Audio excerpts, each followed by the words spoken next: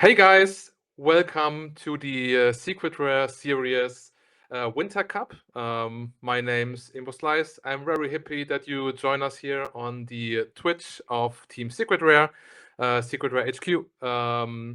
We are going to play a Set 10 tournament today in Dortmund, Germany. It's one of the first weekends of Set 10, so you know how it is. It's always an exciting time to see new decks, see some new techs. And stuff like that. It's a crazy Lorcana weekend, right? We got a CCQ running in Barcelona and several other tournaments. But I can promise you that this tournament today has some awesome players. It's in the western region of Germany, which is always filled with some very, very high-skilled guys and girls, which are competing today for some amazing prizes. We got some Enchanted on the line, some nice Set 10 playsets on the line. Yeah, that's where we're going today. The pairings are already done for Swiss round 1, and we will be on table 1. I think they are setting up now.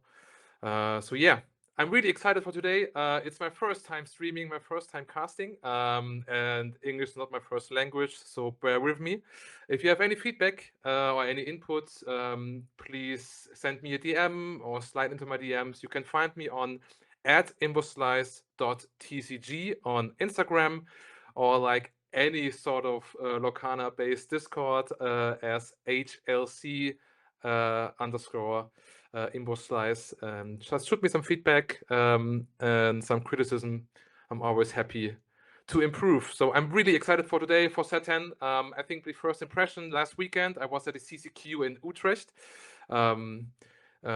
It was a really good first impression of the new set. I think there's awesome things happening. There's the gameplay really improved in comparison to the dreadful Set 9, as we all know. So let's see what we see today. I think there's going to be a lot of green-blue, purple steel, blue steel. Maybe some Ember Steel, which is my personal favorite. Let's see. But I think there might also be some rogue decks, maybe. I'm pretty sure that there's a lot of potential in the set that's yet to be found. I think there's some color combinations that can rise to the top in the right hands and with the right decks. And I'm really excited to see if maybe since we see some of them today, maybe some red purple, which I think is a sleeper. Maybe some green steel, which might be a sleeper as well. Let's see. If there's any problems with the sound or with my mic, please shoot a message in the chat, and production as well as me will monitor the chat and react and change something. So yeah, just checking standings again. I think the players are setting up. So yeah, I got a message in chat from Aaron, hi, who said that he can't be part of the tournament today. Me as well. I played this tournament lots of times. It's a great experience always. So we're ready for the first game. No, guys, it's happening.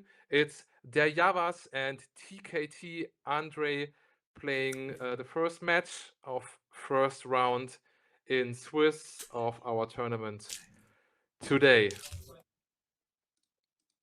All looking good. Table setup looks super clean as always. Big thanks and big shout out to production, who have been working hard this morning, despite being a little understaffed, because life happens. But they did a great job setting up everything and organizing the tournament. So big shout out to those guys behind the scenes. So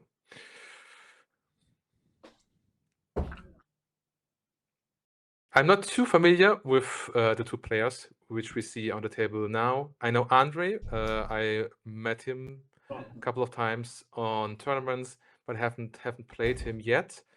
Not quite sure if the purple steel deck that's being put there is updated. Let's see. We will see soon enough what decks are being played. So chat, is there anything you're looking forward today? Like, is there any deck, any color combination that you're desperate to see or desperate to have a look at. You can shout out. You can put a message in the chat. Maybe we can.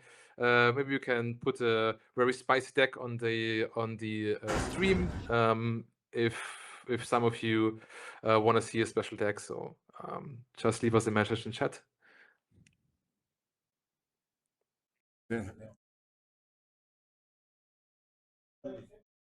So, die Runde läuft. Ihr könnt beginnen. Shake hands, fist bump. Let's go. I see some cards on the right. Let's see.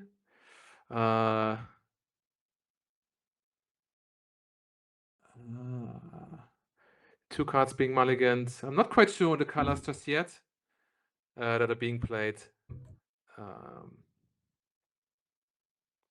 But I haven't seen a 7 mulligan yet, so maybe we can dodge the blue matchup. Let's see.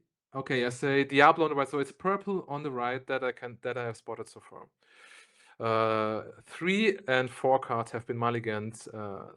So we have a Ruby Sapphire for their Jawas and Purple Steel for TKT Andree. Ruby Sapphire. Wow. Okay. One of my favorite color combinations couple sets back. I always loved playing the DKP list. Sadly, it fell off in set 9 because Ruby lost lots of and maybe too much removal. I know there's some decks that are being played with Ruby Sapphire. Let's see what we see today. It's Ink Diablo into Diablo turn 1. Ink Tipo for the Ruby Sapphire player. And possibly no further card on turn 1. Yeah, I see a Shark in hand.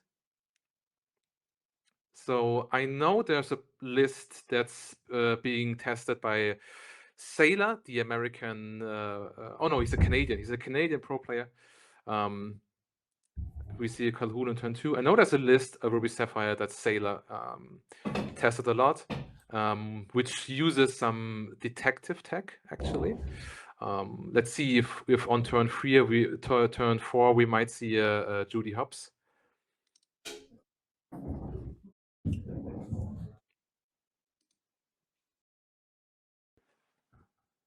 Sail on turn 2 and ink something. I just got a message by we see the new I think it's the it's a Scuttle, the 5-cost ward 5/5 quest for 2 menace with ward, absolute menace. Production just shot me a message. It's a ramp shark deck with Lilo, so we might see some action. Some action into free Lilo, readying something, and doing some shenanigans, which might be really, really awesome to see. They might also play some Next Stop Olympus guys. I think you remember the card. Oh, was it a Ink turn 3 pass from the Purple Sea player, which is not good. Losing some tempo here. I think you want a tempo early with Purple Steel because you need to get ahead before the game plan by Ruby Sapphire is being set up. You need to get in front. Kida coming down on turn 3 for Ruby Sapphire. Really strong card. Is a warded 3/3 character, which has the ability to tap and look at the top 2 cards of the deck, put one into the inkwell and the other one back on top of the deck. So it's sort of a how far I go, but not as strong. How far I go, of course, back in the day, put a card into your hand. This will not, but it's a warded character that can sing as well on the next turn if needed. I think Genie came down on the Purple Steel players turn 4. Light's a bit glary, but he drew a card, so it must have been a Genie, I think. So let's see what's happening next. Possibly using the Kida effect now to have to maybe get an Hades out next turn. Oh, he's playing the Scuttle now. Very big body, 5/5, Kida effect. Looking at the top 2 cards. I think it's one Vision. Vision goes into the Inkwell, and it was the Ruby card back on top. Might have been the Next Stop Olympus. Not quite sure. There is the Next Stop Olympus being played for free because of the scuttle. Next up, Olympus can be played for free if there's a character on board. If you have a character on board that has 5 strength or more, so he's playing it for free, readying the Kida. You could use the Kida effect as well, by the way. Now, opts not to do that. He could go to 6 ink, possibly 8 ink on next turn. Not quite the ink cutoff that Ruby Sapphire is looking for, of course. Like 8 ink is it's a Mufasa. I don't think he's playing Mufasa in this deck. Another genie hitting the board, drawing a card. There's a lot of lore potential now on the board. The Calhoun seems a bit dead, of course, but the genies can do good work now, getting the lore. We're at I think it's 5 lore for the Purple Steel player. Not quite sure. The teal color on the smartphone is a bit glary. Questing for 3 more. We see the lore change now. Yeah, he's up to 8 now. Okay.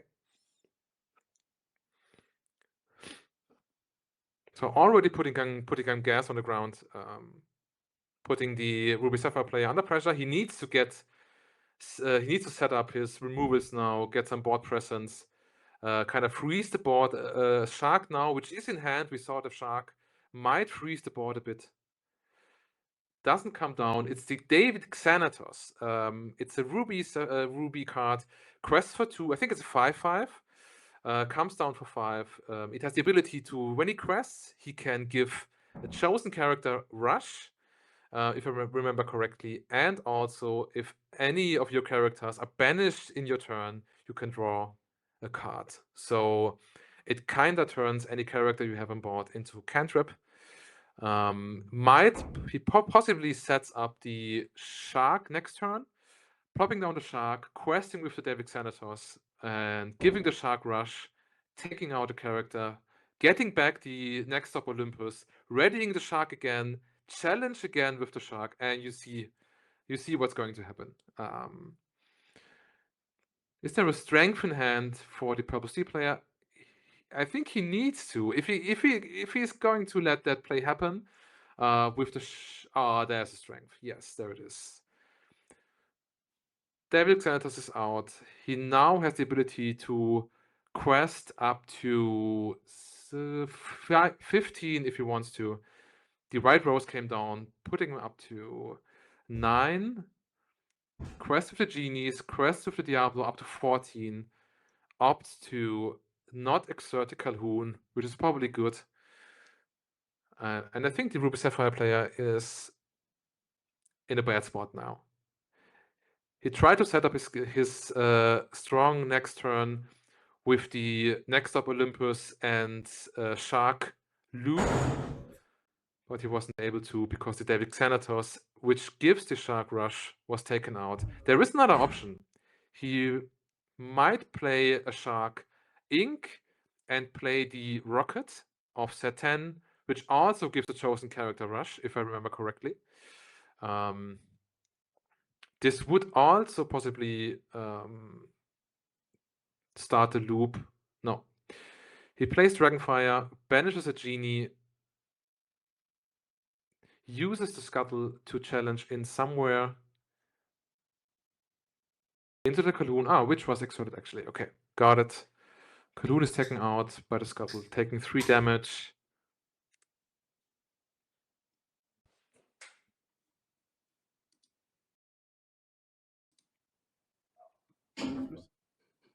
Kida taking out the Diablo.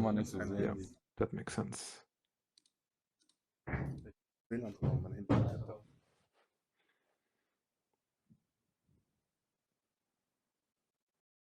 Really trying to clear the board a bit of the Purple Steel player, which he needs to, desperately needs to. There's still the potential for 3 lore on board. Purple Steel players on, I think, 15 now. 15 lore, going up to 13 possibly, which means that a Cobra in hand closes out the game actually. Yeah, goes to 18. Does he have it? No. It's the Elsa coming down. And the Diablo passes the turn. So the potential for 2 lore unexerted on the board now, which means that the Ruby Sapphire player needs to have access to ready characters now, or the game is pretty much over. I think he has a B King in hand, which doesn't help here. For 2, a sail, draws a card. That's it. Game 1, going to the purple steel player. Really well played, despite a slow turn 3, which was the ink and pass for purple steel, which is unusual. Purple steel usually very strong on the 3 ink cutoff with lots of good characters there, like the Lexington or any kind of 3-cost character, which is able to sing a strength for the Raging Fire at the next turn. So even though he had a slow turn 3, was able to close out the game with the strength of the Raging Fire on the Davic Xanatos, blocking the Ruby Sapphire player from executing his Shark Next Up Olympus loop. Yeah, I would have been excited to see it, actually, to be honest. Like, I would have, I was like, when the Next Up Olympus was revealed, I think I instantly messaged like 3 WhatsApp groups excitedly that shout out to production for setting up a smartphone with different colors. This is much nicer to see. Thank you so much. This is much better. So when Next Up Olympus was revealed, I was really excited. So I thought this might be a great card for the Shark. I think it is a great card, and it's a great loop and a great combo with the Shark. I think the problem is that the rest of the Ruby cards, the rest of the cards you can play in Ruby, really lack in this set. Also kind of lack in strength in the last set. So kind of held back by this. But let's see, maybe like in game 2, we can see the combo actually being pulled off. Oh, there's a Baymax as well for the Ruby Sapphire player I see in hand. Not anymore. Possibly going out. The Dozen X also in hand. Wow, that's a really spicy list, guys. Wow. Shout out to the Jawas for innovating a nice Ruby Sapphire list. Trying something new. Always nice to see. It's early in the set, so we have to try new stuff. We have to try text. We have to try to innovate because there might still be some games yet unexplored, some really nice decks yet unexplored. So it's good to see players testing out new stuff.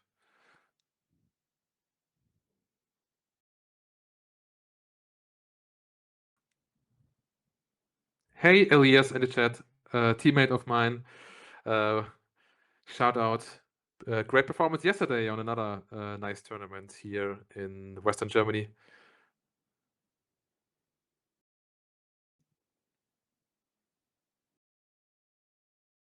I think I missed the mulligan by the purple steel player. Did you guys? Did someone see? I think I missed it. Was it a keep? Oh no. He mulligans now. Okay, got it. So I see Dragonfire in hand. I think I saw Shark and the Vision. 2 visions, I think, actually. And I hope there's a ramp somewhere in there. He didn't mulligan 7, so I am positive that he has ramp. Else this might be a not so pleasant game for the Ruby Sapphire player. For any Sapphire decks, missing ramp, just a miserable position to be in. Ink the Shark on turn 1, and it's a pass.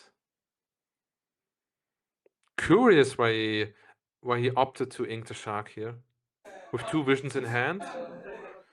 Let's see, maybe not part of the setup he plans. Maybe not exactly the setup he needs for his game plan now. So expect Diablo to come out on turn 1. Lexington goes into the ink. Diablo.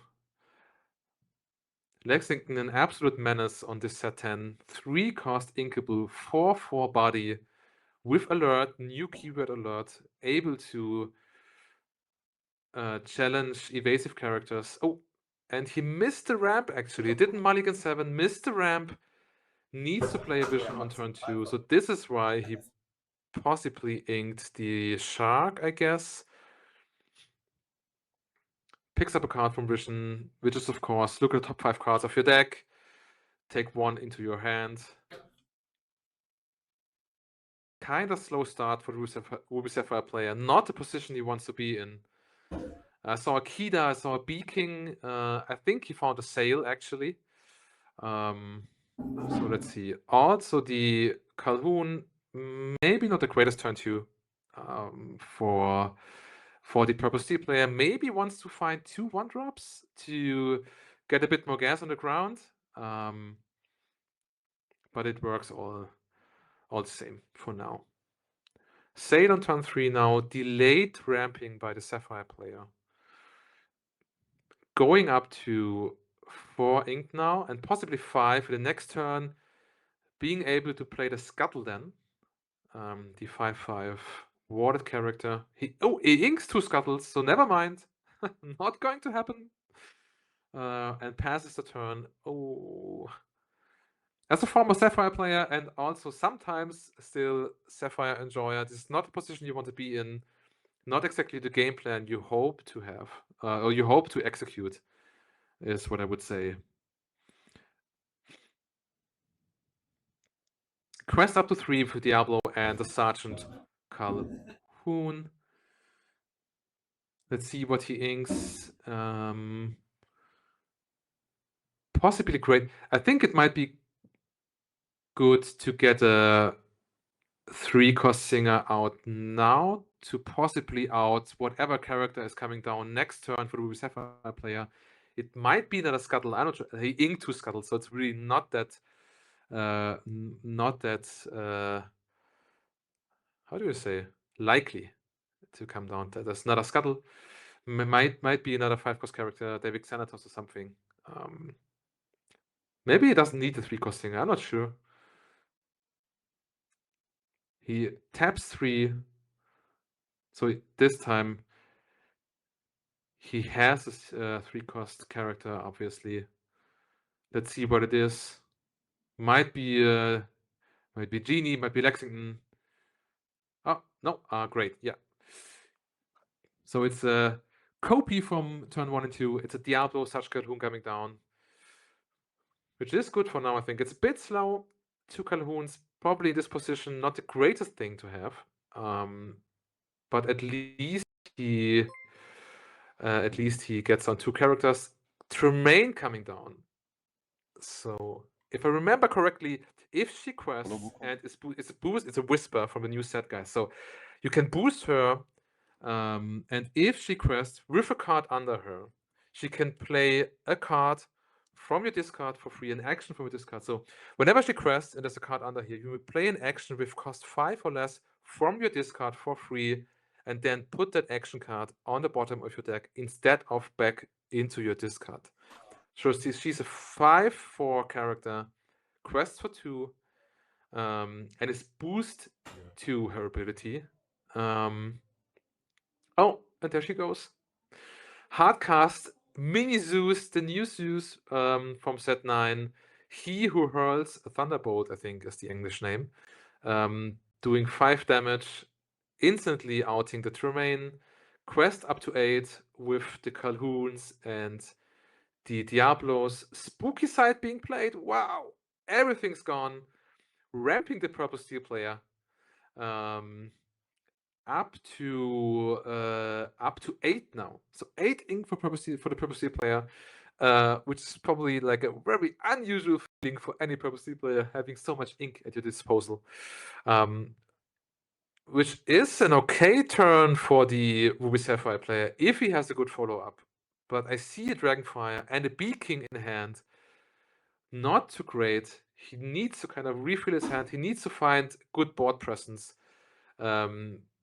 So Lexicon coming down, Demona coming down, exerting the opponent's characters, which there is none actually. But also for second effect, the Purple Steel player may draw up to 3 cards again, which is great now, refilling his hand, which is great because with 8 ink at your disposal. You want to have a big hand going wide into the next turn, and with no, sadly, guys, no B prep at the Ruby player's disposal, going wide against Ruby decks and Sapphire decks is really, really good in this set because they can't really manage a whiteboard. Yeah, Dragonfire being done on the Demona, outing her instantly. The Ruby Sapphire player is buying some time for himself, but is also not building ink, not building board.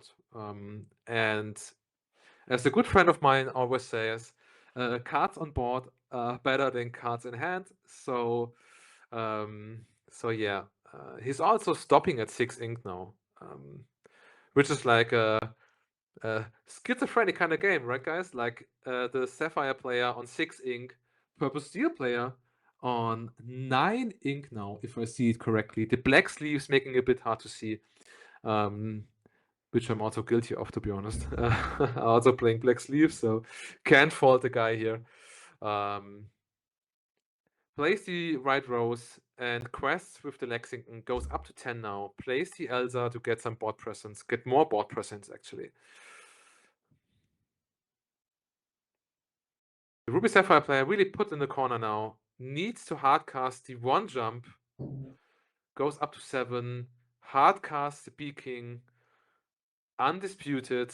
Which forces the opponent to choose one of his characters and banish it. He chooses the right rose. Doesn't need it anymore. Right rose did its job. Gave him a lower. Oh! Cobra comes down. Discards his strength. Goes up to 12. Quests to 14. 1 card in hand left for the... Oh, it's 1 card in hand, yes, for the Purple State player left in hand. And the hand of the Ruby Sapphire looks dreadful, guys. I think there's not a single character there. I think it's a APL, a Pirate's Life. I think it's a Next Up Olympus, maybe.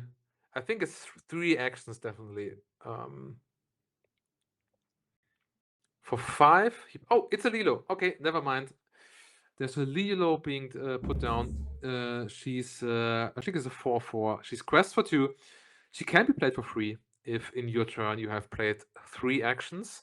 And if she enters when she enters play, you can ready another character of yours, which in this case is none. Potential for the Purple Steel player to go up to 17 now. Really putting the pressure on the Ruby Sapphire player. I think there's not much left to do, to be honest. But let's see. Elsa comes down, exerts the Lilo, takes Elsa and Elsa, take it down. Lexington and Cobra quest to 16, so lethal on board now for the Purple Steel player. There's an APL and Pirate's Life in hand for the Ruby Sapphire player. But it would be the only thing he can do this turn. Taking the lore count of the Purple Steel player down to 14, delaying the inevitable by 1 turn. Let's see.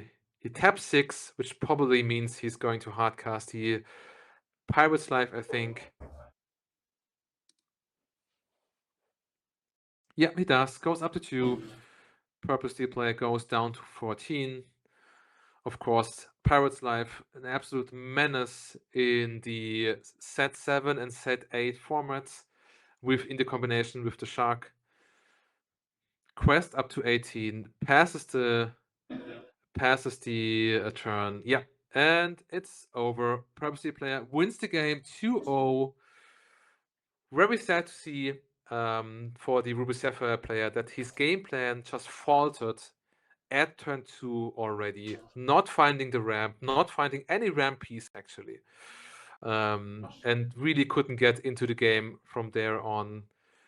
Turn 1 was a bit better. He was so close to setting up the combo he wants to play in his deck with the Shark and the Next Stop Olympus and the Rush Enabler in the form of the Davic Senators.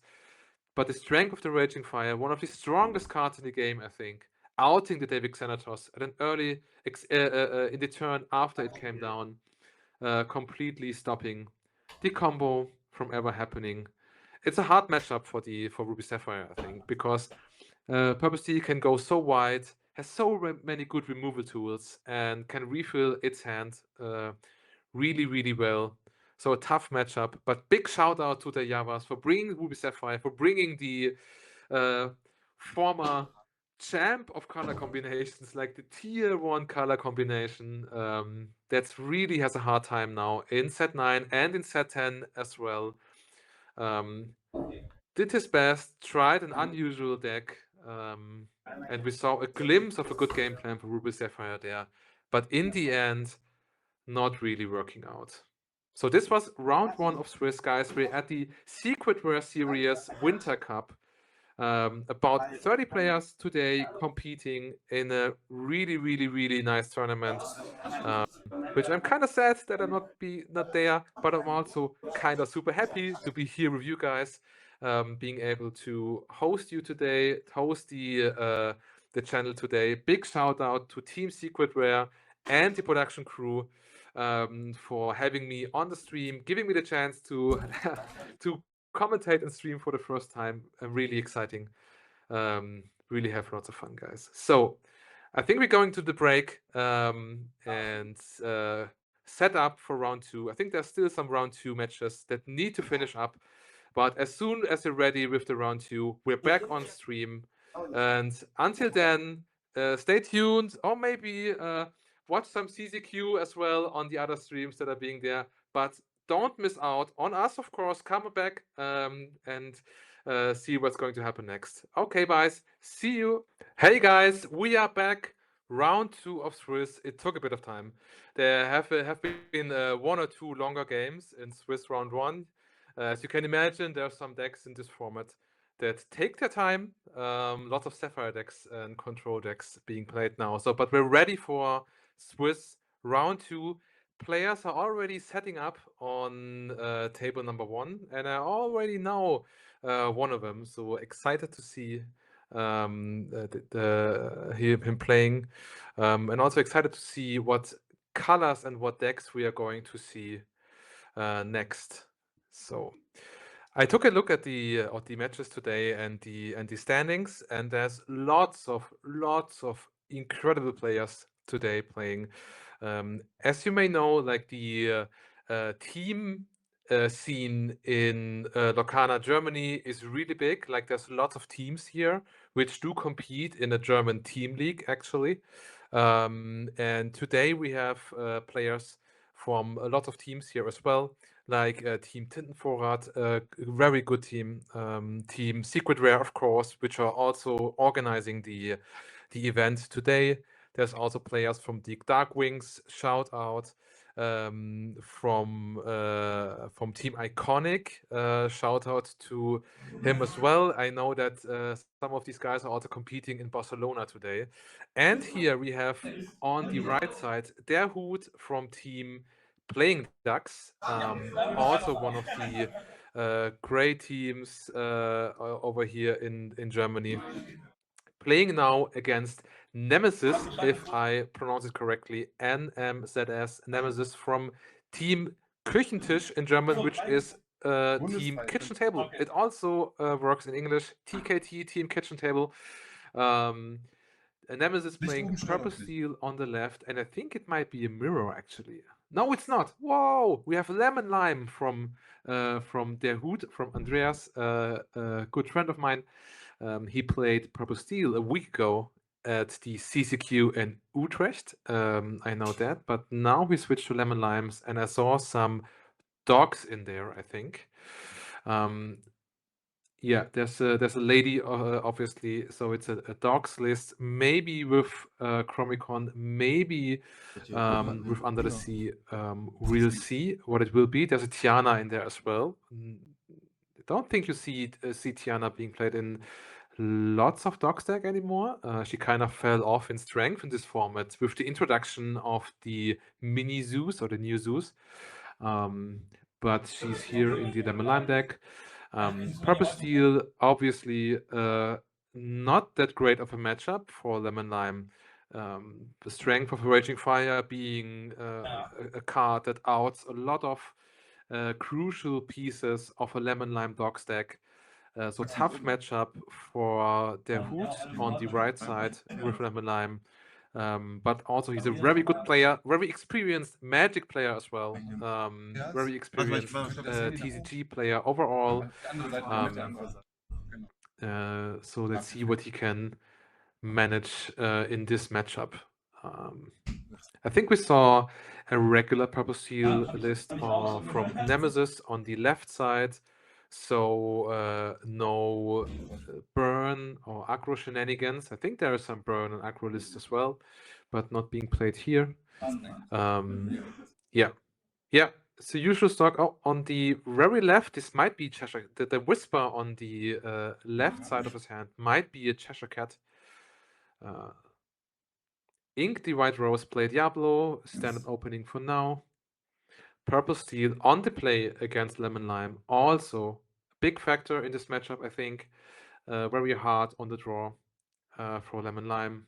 I think any matchup is kind of hard for an aggro-ish deck. Aurora being inked on turn 1. I think I saw Webby in hand. Maybe not quite sure. The dual ink lady coming down on turn 1 for DerHut. She quests for 3 if she has 3 strength or more, of course. And any character that's being played gives her +1 in strength.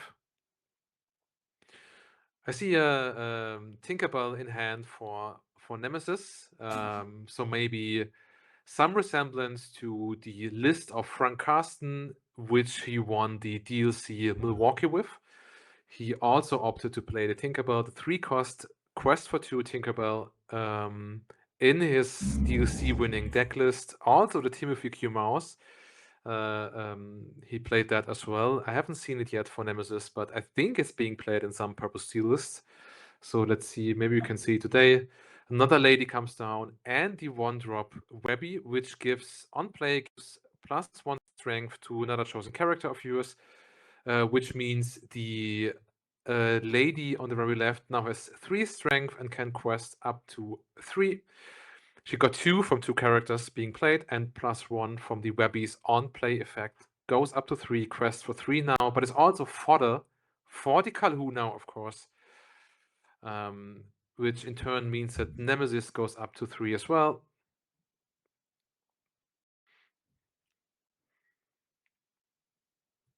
Might be a turn for either the Tinkerbell or the White Rose now.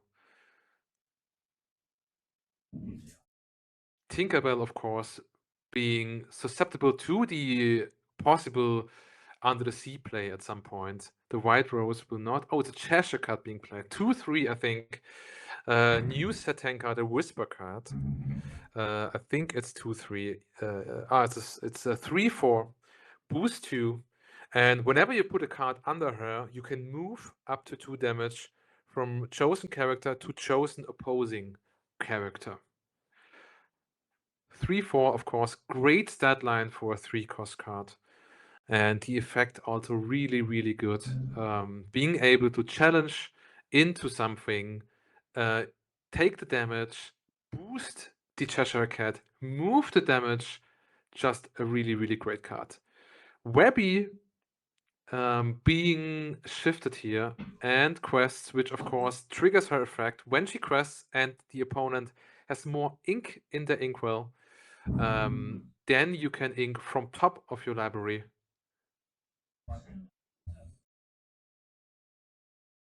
So now some math being done, checking whether the lady had enough strength to challenge the Calhoun, which she did actually because of a tramp coming down, and giving her +2 strength, I think, and 1 more strength she got from the Webby being played, and also strength, also a tramp being played. So she had more than enough strength to out the Calhoun. Great turn from the Lemon Lime player, taking out a crucial piece for the Purple Steel and controlling the board.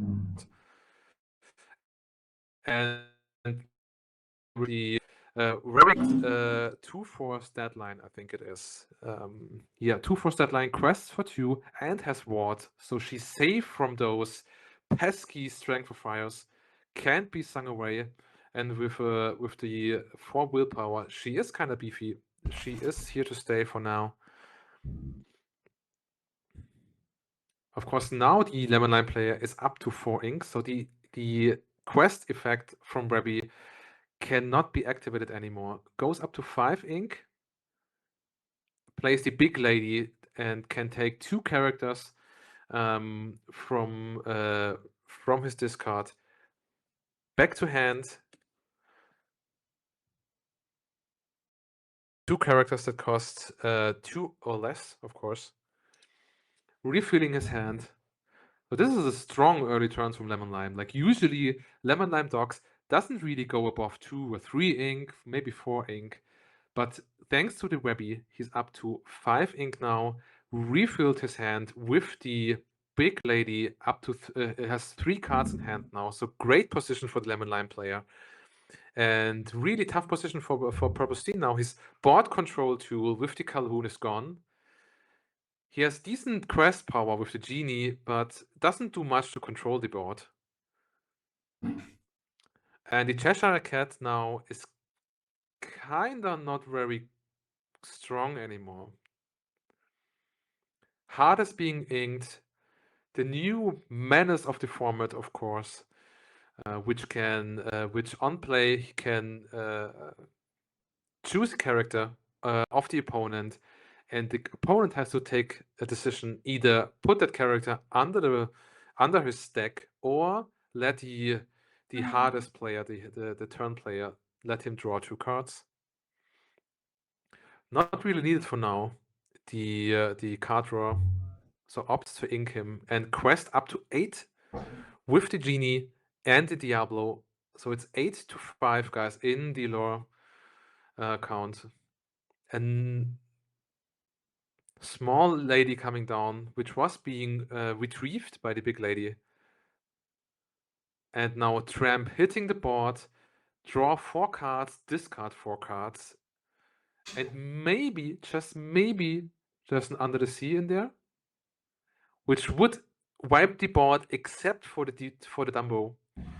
Oh, and the Cheshire Cat, of course. She's 3/4, guys. Sorry, forgot.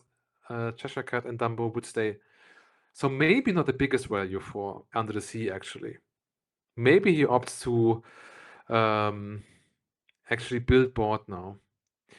Throws away Lilo, Tiana, the Eilonvi, the new Eilonvi, and the 1-cost lady. Lilo, of course, always a good card to discard with Tramp, because she can be recursed at the set part of your turn for 2. So before the draw, you can play her exerted, pay 2, play her exerted, and then draw for turn. So she's great to have in this card.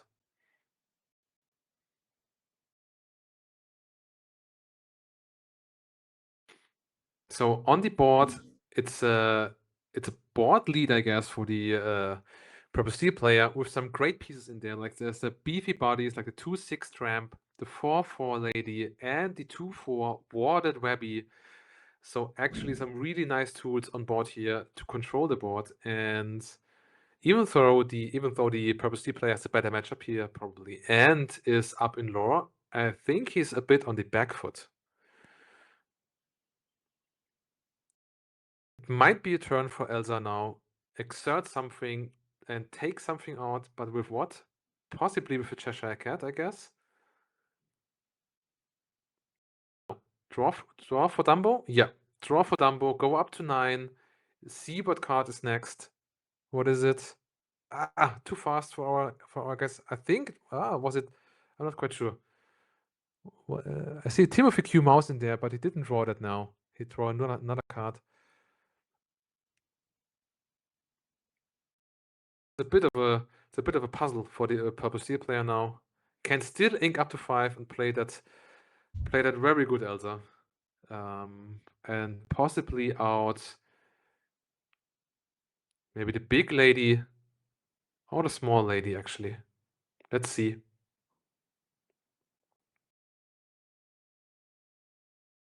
For 5. Elsa. Foil Elsa hitting the board. wants to exert the 2/6 tramp, 2 damage with the Elsa. Does he have a strength in hand, maybe? A Zeus. Yeah, another 4 damage on the tramp, and he's gone now. Quest for 2. For 3, actually, sorry. Quest for 3, up to 11. Great turn for the Purple Steel player, actually. He has 4 damage now, 2 damage now on the Elsa, which is good with the Cheshire Cat. Next turn, he can boost the Cheshire Cat, move 2 damage, possibly to this Lilo that now hits the board in the set part of the on the 11 line player's turn. So 2 ink already spent. There's a Go-Go in hand, possibly giving him 2 lore if he wants to. Nope. Inks the Go-Go, shifts the tramp to 8 tramp, which has the effect that whenever one of the other characters are banished, like the Lemon Lime player's characters are banished, he may draw a card. And now, Webby and the Shift Tramp singing Under the Sea. Very good turn. Very good turn, actually. Not just removing the genie that quests for 2 is hard to remove for Lemon Lime. Also removing the Elsa with the 2 damage, which is big, guys. 2 damage. The 2 damage Elsa being put under the deck, which means that the Cheshire Cat can't move any damage. And just like that, the board of the Purple Steel player almost cleared. Just Dumbo remaining, possibly not doing much on his own out there. And the board of the Lemon Lime player looks scary, guys. Like big bodies in there. The 4/4 lady, the big tramp, the Webby that's still there. Like not being able to out the Webby. Such a good card. Really good addition in the set 10 to the format, I think. Really strong.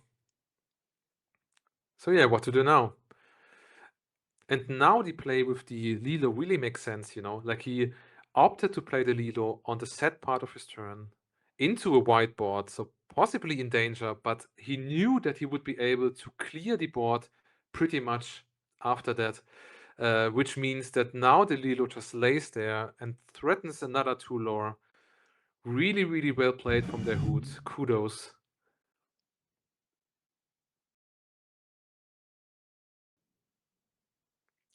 Takes a sip, long day, of course. Always kind of stressful tournament like this. Stay hydrated, guys.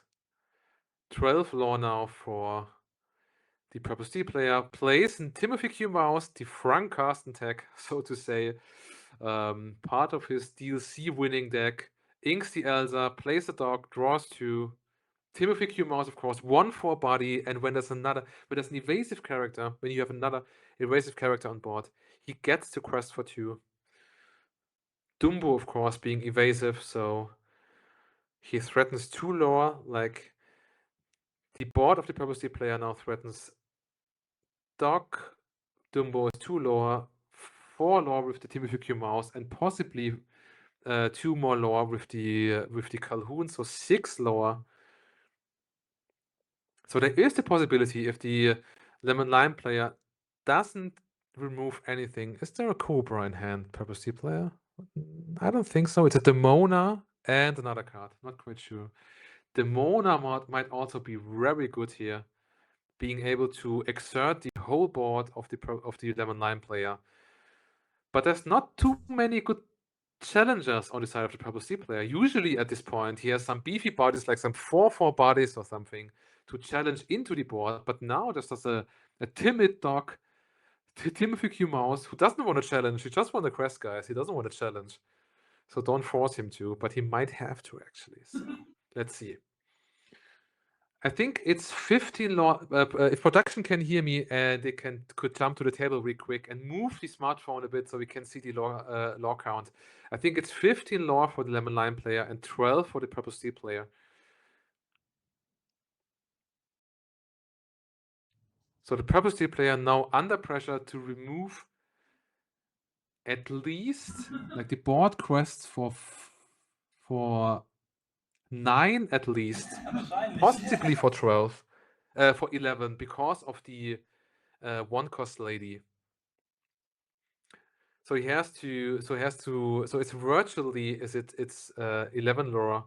So he has to remove. He has to remove 7 lore at least, which would mean 2 questers and the 1 cost lady would be enough.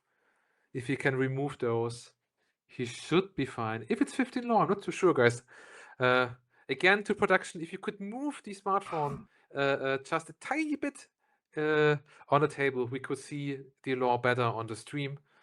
I think it should be 15. Chat, I'm positive. Shout out to Key Guardian in the chat. Hi. One of my favorite person in Lorcana. Great streamer. Frankie, great guy. Shout out. Good to have you here.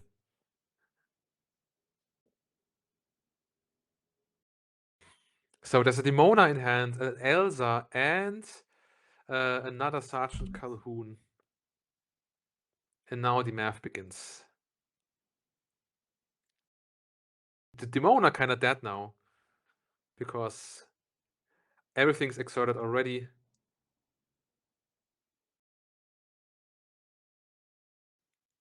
Checks the discard of the Lemon Lime player.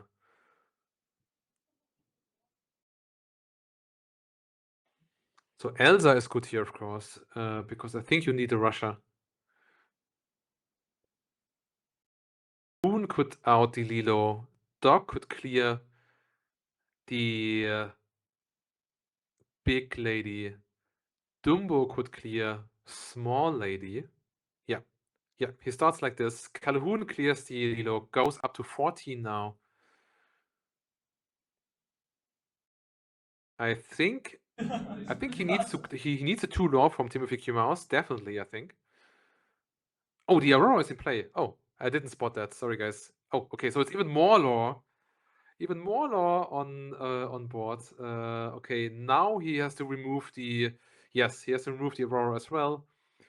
Yeah, it plays the Elsa, it removes the Aurora, and then possibly quests with the Timothy Q Mouse up to 16. Yes, he does. 16. Great turn. Very great turn from the Purple Steel player. And now, as far as I'm aware, there's, except for some crazy tech, there's no instant lore for the Lemon Lime player. I don't think he plays a Darling Deer or something, or like a good job. No way he plays those cards. So you can only quest for 4 now.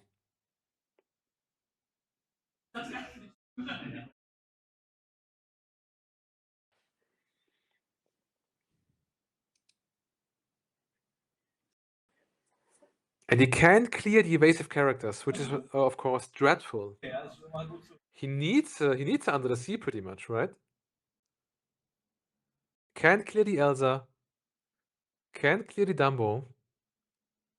He can clear the Timothy Q Mouse. Inks up to 6 ink. Wow, 6 ink for Lemon Lime Dogs player. Incredible. Plays the Mowgli. Can take a peek at the opponent player's hand, and that opponent has to choose one of his non-character cards and discard it. Demona, of course, being not a non-character card, so hand knowledge is good here, of course. All right, Gogo would be great. He inked Gogo earlier, so I don't think he has one. But you're totally right. Like even a big lady would have done the trick.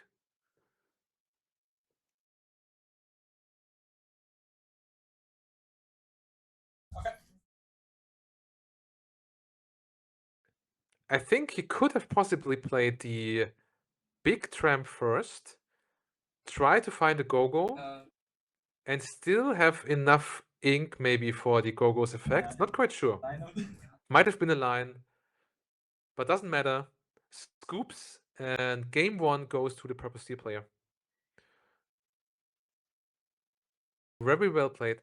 Very nice turns here, guys. Like, really some brainy turns, removing the opponent's board wasn't quite as easy as the matchup might be for Purple Steel usually. Let me just shoot a quick message to production about the smartphone, about the log count.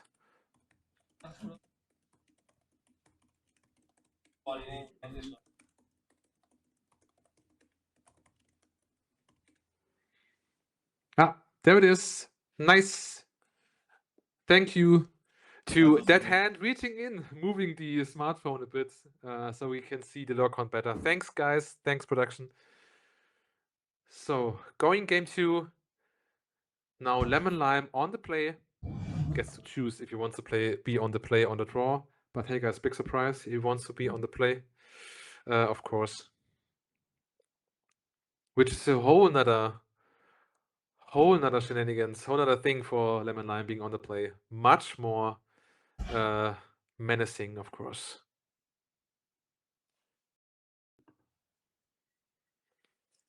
DerHut, by the way, which is DerHut is German for the hat.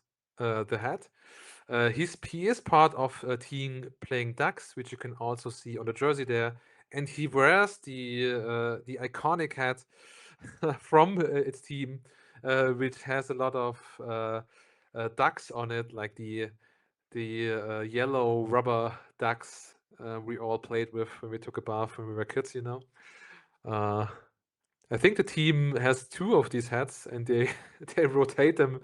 They will rotate them sometimes. I first spotted them at CCQ in Utrecht a week ago.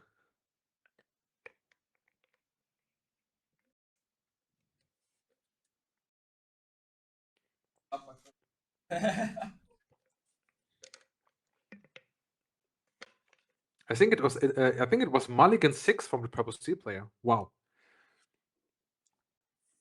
Usually Purple Steel, a really consistent deck, a really good curve out deck. 1, 2, 3, 4, sync strength, really strong lines.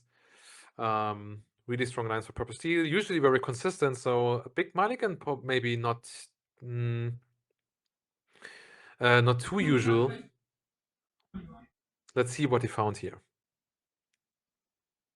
All right, going in game 2, it's Purple Steel versus Lemon Lime Dogs. Lemon Lime being on the play now. Ink the Webby and play the Daisy. Menace of Lorcana ever since she was introduced in set 5, Shimmering Skies. Crest for 2, 1 for a body. Hook on turn 1 for Purple Steel. Pretty much what he wants to see on turn 1. With the Challenger 2, really good card against any aggro deck. Daisy Crests, Purple Steel player, of course, looking at the top card of his deck. If it's a character, he can put it into his hand. If it's not a character, it goes under his deck. Wow. Turn 2, another Daisy and the 1-cost lady. This is gas, guys. Wow.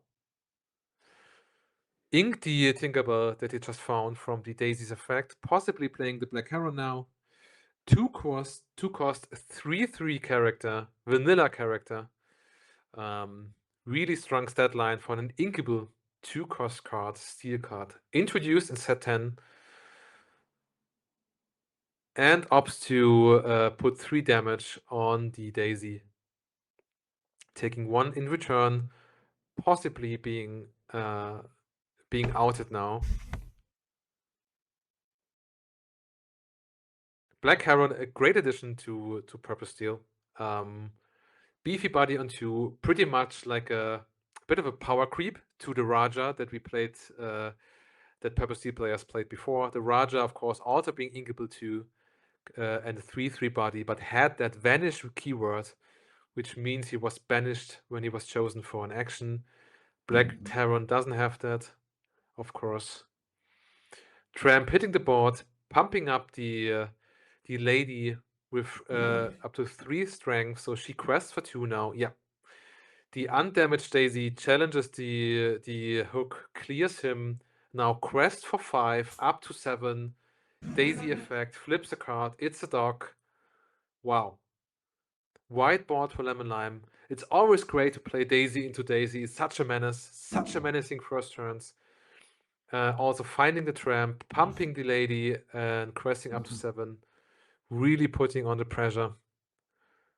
And it's only the third turn for the Purple Sea player. Opts to play a Cobra, discards the dog, and for that he gets 2 lower, 4/4 body now for the Purple Steel player. I don't think that's the Lemon Lime player. He doesn't have an action in hand, and I don't think he plays what's it called?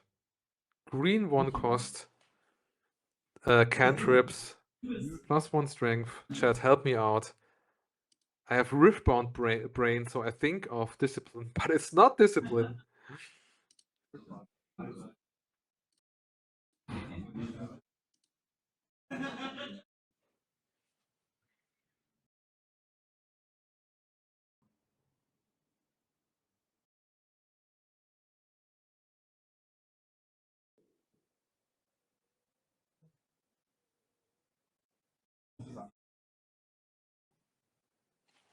Bit of an oof turn for the Lemon Lime player now.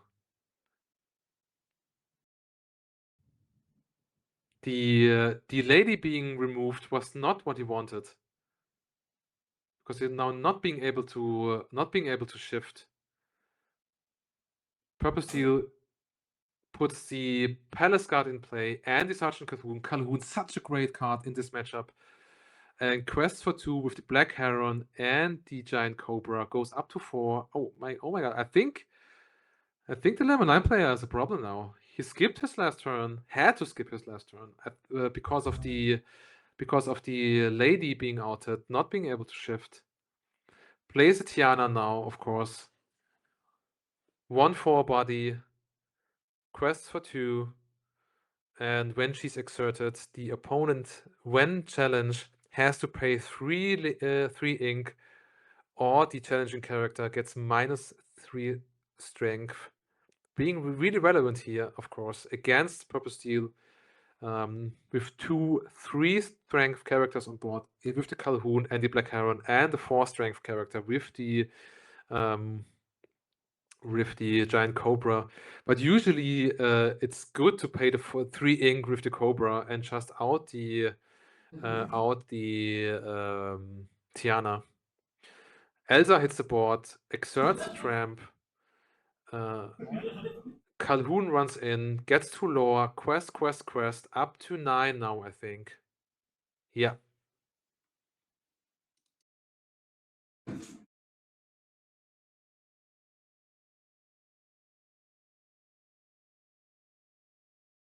Now the Lemon Lime player, despite a really great start and 3 daisies on board, my god, despite that, on the back foot now. The Purple Steel player was able to find big bodies, go wide, and now really threatens the board that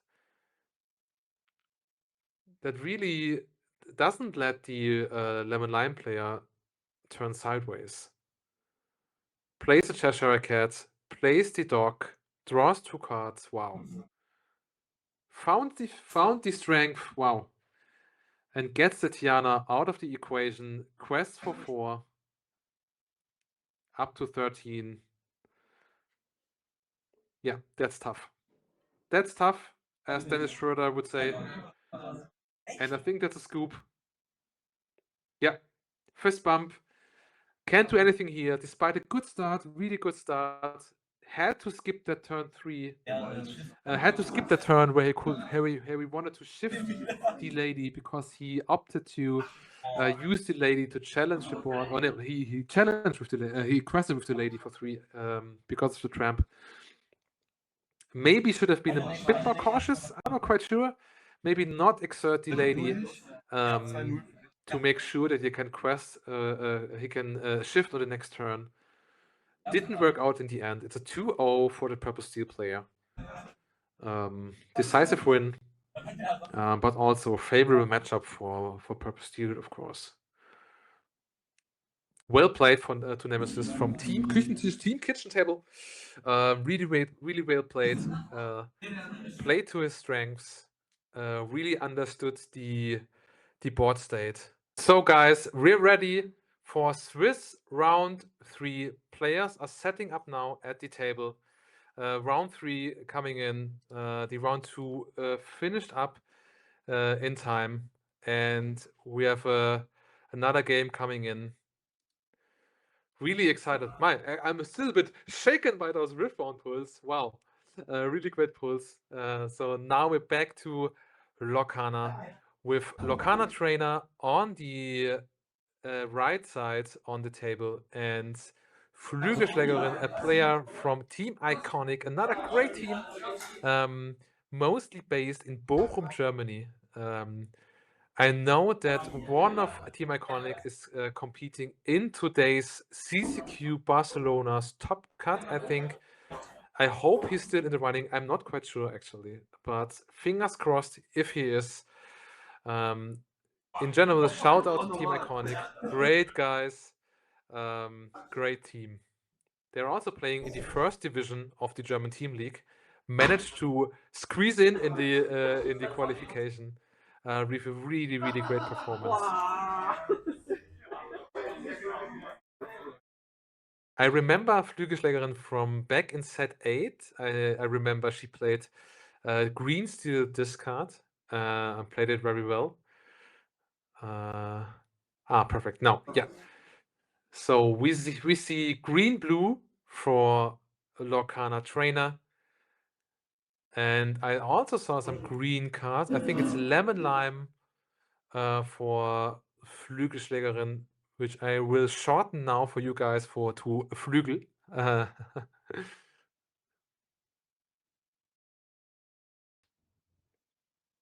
Yeah, perfect. Now the table is fixed. Perfect. Thanks, production. Thanks, guys. Also, I think they haven't yet set up a smartphone for the lore count.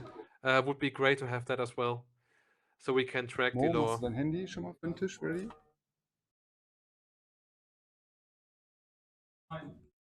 Fist bump. Let's go. Oh, it's a lemon lime with Switch. I think this is a Circle of Life deck, guys. Exciting. I love it. I love this deck. It's a new kind of lemon lime deck, new kind of green yellow deck that plays Circle of Life, tries to play draw discard characters, get some big bodies into the discard, and then find a way to sing Circle of Life and reanimate it back into the field. Let's see if it's a deck like this. I think it might be. Mowgli hitting the board. We see the green-blue players, and yeah, just a bit more onto the table. The Muss noch ein smartphone, bisschen please. weiter Just a rein. bit more. Yeah. Yeah. Just a bit more. Mach's ruhig zur Thank Seite you. und das Deck Perfect. daneben. Genau, perfekt. Oder so. Thanks, guys. Thanks, production. So Mowgli hit the board, forcing Lorcana trainer to reveal his hand and choose a non-character card to discard. It can be really strong against blue decks on the play. You can play a Mowgli on turn 2, and if they only have kept a Saily Azeroth Z, they have to discard the sail and thus their ramp. In this case, it was the Sapphire player was safe from a situation like this. Now the new Raja bodyguard hitting the board. It's up to crest up to 3 now because from the first crest from the Clarabelle. It's a Raja is a 3-cost inkable bodyguard, 3/4 stat line. Green blue going up to 4 ink, playing that new Cinderella, maybe the strongest card of the new set. When she has the effect, like if you've played a princess character this turn, at the end of your turn you can ink a card face down and thus draw a card. So you can cycle through a card and ink. Really strong card, which enables the Sapphire decks to ramp up quickly and bring out their big beefy bodies. The scar being the watered scar being inked here, and now the Amber Champion Mickey Mouse hits the board. I think this is pretty much confirmation that it's a Circle of Life deck, because the Amber Champion Mickey Mouse has the effect that if there's 2 other Amber cards in Amber characters in play, then he has Singer 8, and with this enabling him to sing the Circle of Life. Of course, kind of mute for now to sing Circle of Life, because there's no cards in the discard. Because Flügel didn't find any draw discard characters like the Isma, for example, or the new Scrooge. I think it's Scrooge, right? The 2-drop green Scrooge draw discard guy.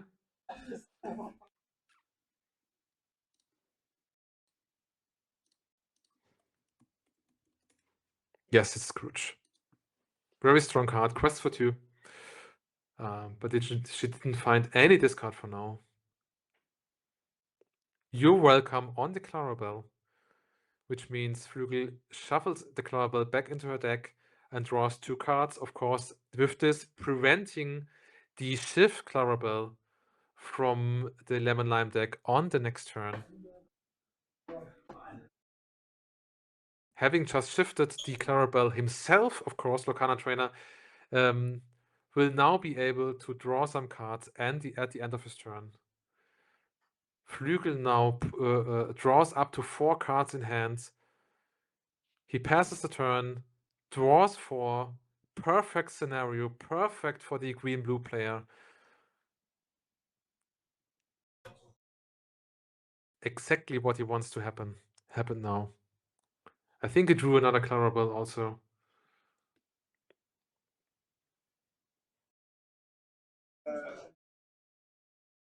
Clarabelle was in hand for Flügel, for the Lemon Lime player. So she would have been able to shift it.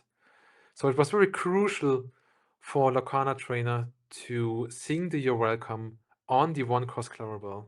Another Raja bodyguard hitting the board. And the Huey. I think it's a Huey. Is it a Huey? I think it's the one that when he crests, you pay less for the next character you play. It might be a Huey, might be a Huey. No, it's a Huey. When this character crests, you pay 1 ink less for the next character you play this turn. He has a 2/3 stat line to boot.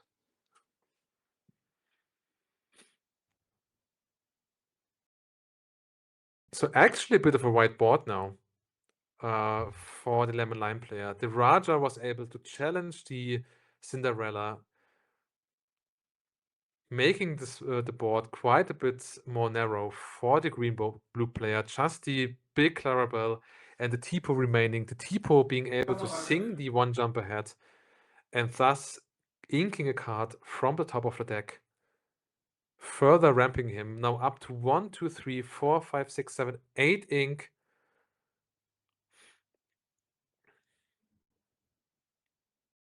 But none of the big bodies really in his hand, right? I see a mean, malicious, and scary. I see a big Clarabelle, and I think there's another Tipo. And I'm not quite sure what the card on the very right is. Is it another mean, malicious, and scary? Not quite sure. Ink the Tipo. Mean, malicious, and scary, of course, being part of the new dreaded combo with the Prince Philip, with the 9-cost Prince Philip.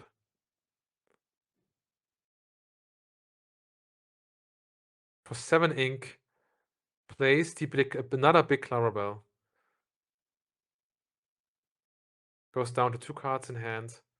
Wouldn't be able to draw now when he passes the turn, because Flügel also has 2 cards in her hand.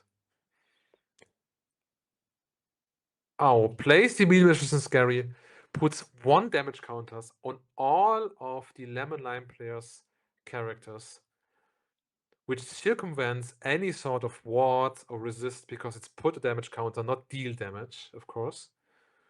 Draws 1 card now. Yeah, there's another mean, malicious, and scary in hand, and another mystery card for now. I think it was an emerald card being drawn there at the end of Lorcana trainer's turn because of the Clarabelle effect.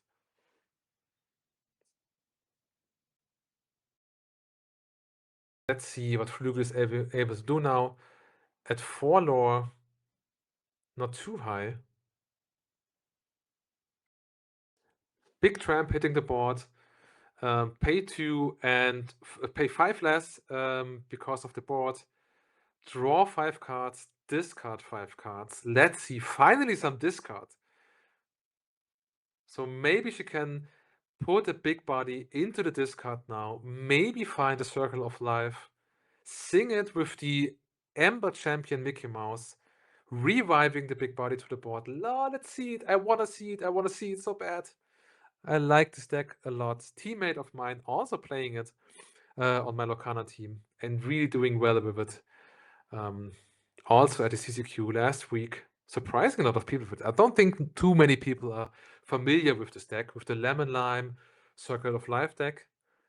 So if you're not too familiar with it, you can really miss those explosive turns where they like chain the trams and revive some big stuff. I saw Yui being discarded. I saw Under the Sea being discarded as well. There comes, is it happening? Yes, it's a Circle of Life. Getting back the Stitch. There is an explosive turn, guys. Big tramp down. Found Circle of Life. Sing Circle of Life. Play the Stitch from discard. Draw 2 cards due to the Stitch's effect. Refilling the hand. And hardcasting the Welcome on the big Laravel. Wow. Wow, wow, wow. What an explosive turn. Well played by Flügelschlägerin.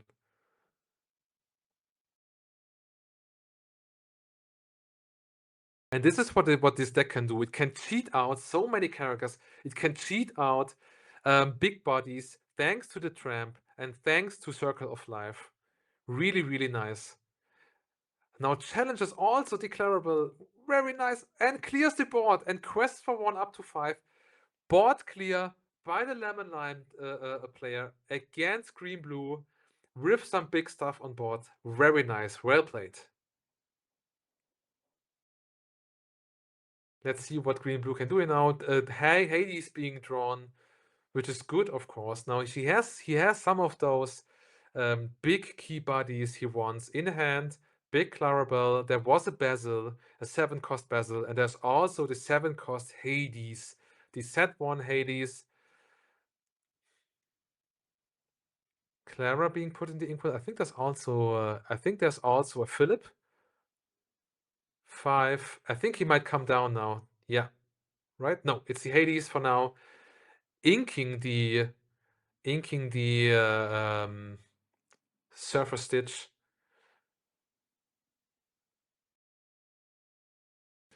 So that's really scary now. There's 3 damage characters for the Lemon Lime player on board. There's a 9-cost Prince Philip in hand of the Green Blue player. If he gets some damage next turn on this big tramp, maybe if the big tramp quests, he might be able to challenge with the Hades, plop down the Prince Philip, and almost board wipe the Lemon Lime player. Let's see. Another big tramp hits the board.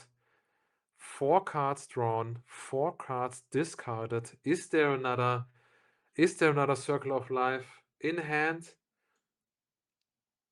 I think I saw another Surfer Stitch. So that's one thing you might want to revive. Let's see what Flügelschlägerin does here. 1 card being put to the side. And 4 cards being discarded. Big Clara among them. Scar is now being played. That Scar with Ward and I think 4/2 stat line. And whenever one of your characters challenges a damage character or something, I think. Let's see. Let's make no mistake. Let me look it up to get the exact wording for you. 4/2 stat line. Whenever one of your characters challenges a damage character, you may draw a card. Sing the Mean, Malicious, and Scary. There it is. There is the combo. Play the Prince Philip. And all your stuff is gone. The new bane of this format. The new one-sided board wipe. It's a pass from the Lemon Lime player, stopping at 9 ink, board being wiped. All those explosive turns didn't really help. Green-blue player found the combo just once, and it's enough, I think, to maybe close the game. Oh god. Hard cast, mean, malicious, and scary. One damage on all of the green-blue players' characters. And it's a pass. Oh my god. Very unfortunate. Draw 2 from the Donald. Lemon Lime player also able to draw a card. I'm not quite sure if she did. Did she miss it? I didn't really see it. Crest for 7. Up to 12. Oof. That's an oof, guys.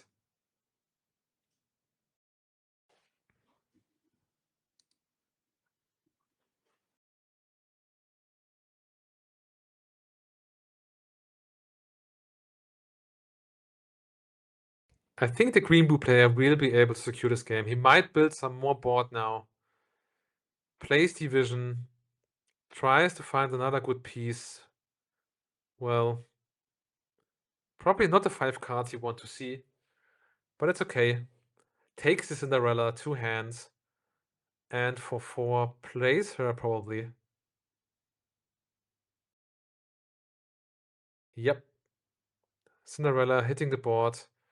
And for 3, the small Prince Philip, the 3/2 warded character.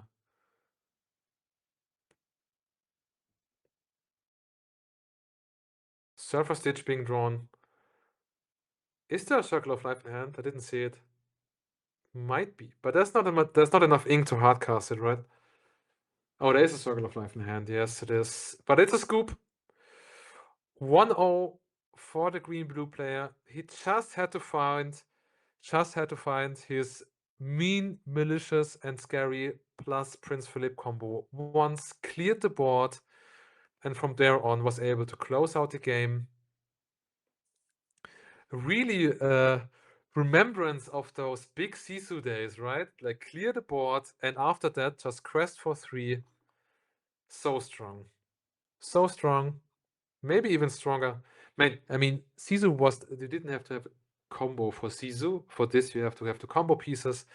But the Prince Philip also being 6/6 and being evasive is really, really good.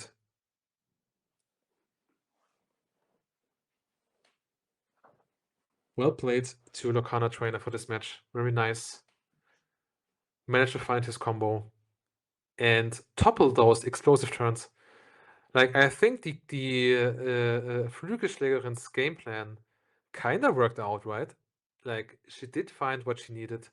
She was able to discard Big Body. She was able to find a Circle of Life and sing it with the Amber champion Mickey Mouse. But it was not enough. Because in this format, for some reason, the mean, malicious, and scary and Prince Philip combo reigns supreme. I think before this set is over, we will all be fed up with it. In some shape or form.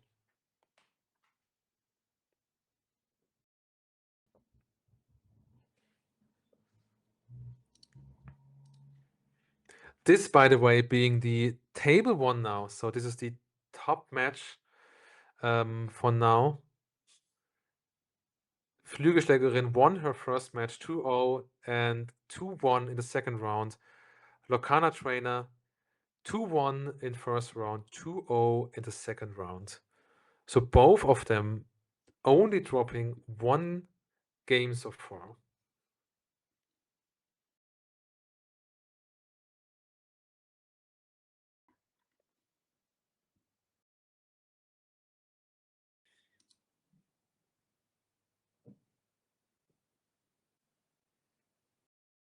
Look at their faces, guys. They're locked in. They're really concentrated. They really won those nice prizes today. Shout out to Team Secretware. There's some really cool prizes on the line. Some really great cards you can take home today. And you get this is a tournament series, by the way. So you also get points in the running competition to get a spot on the series finale happening at some point. I'm not quite sure when.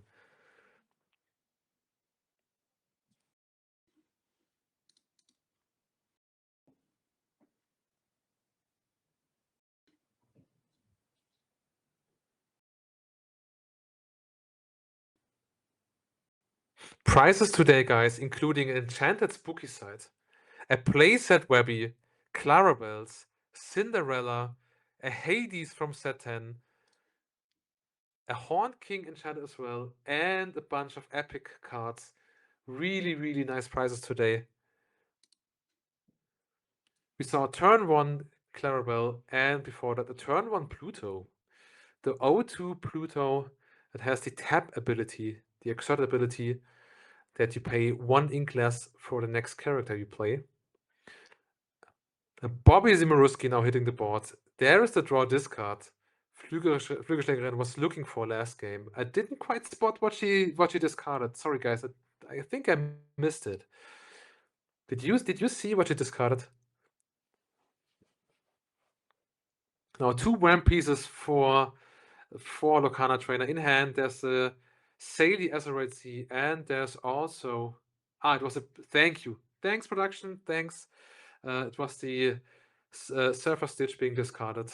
The foil Surfer Stitch, I think. Nice.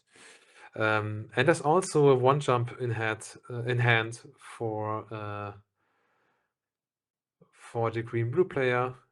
He draws the Max Goof and inks it away. Maybe playing another 1-drop Clarabelle. Let's see.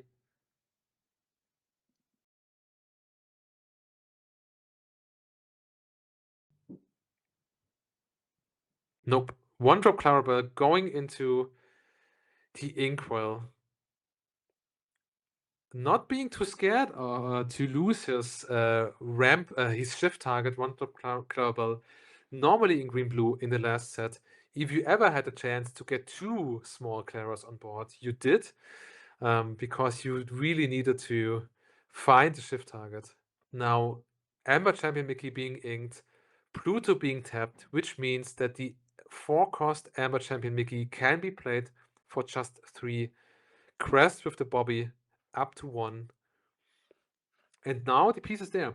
There's a Surfer Stitch in the discard, and an Amber Champion Mickey Mouse on the board.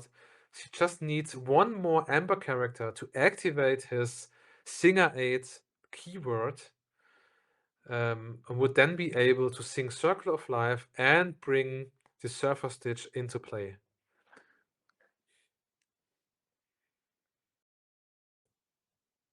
So turn 3 now for the green blue player. Usually the turn, he has a Cinderella in hand. I think it's a 2nd card from the left. Usually the turn when he wants to get the Cinderella out. Mean, Malicious and Scary hits the Inkwell. 4/4. Cinderella, yes. End of turn, inks a card and draws a card. Goes up to 5 and possibly 6 ink in the next turn. So 1 more Amber character, Circle of Life. Is there Circle of Life in hand? I can see there's a Tramp, there's a Big Clara, there's another Bobby.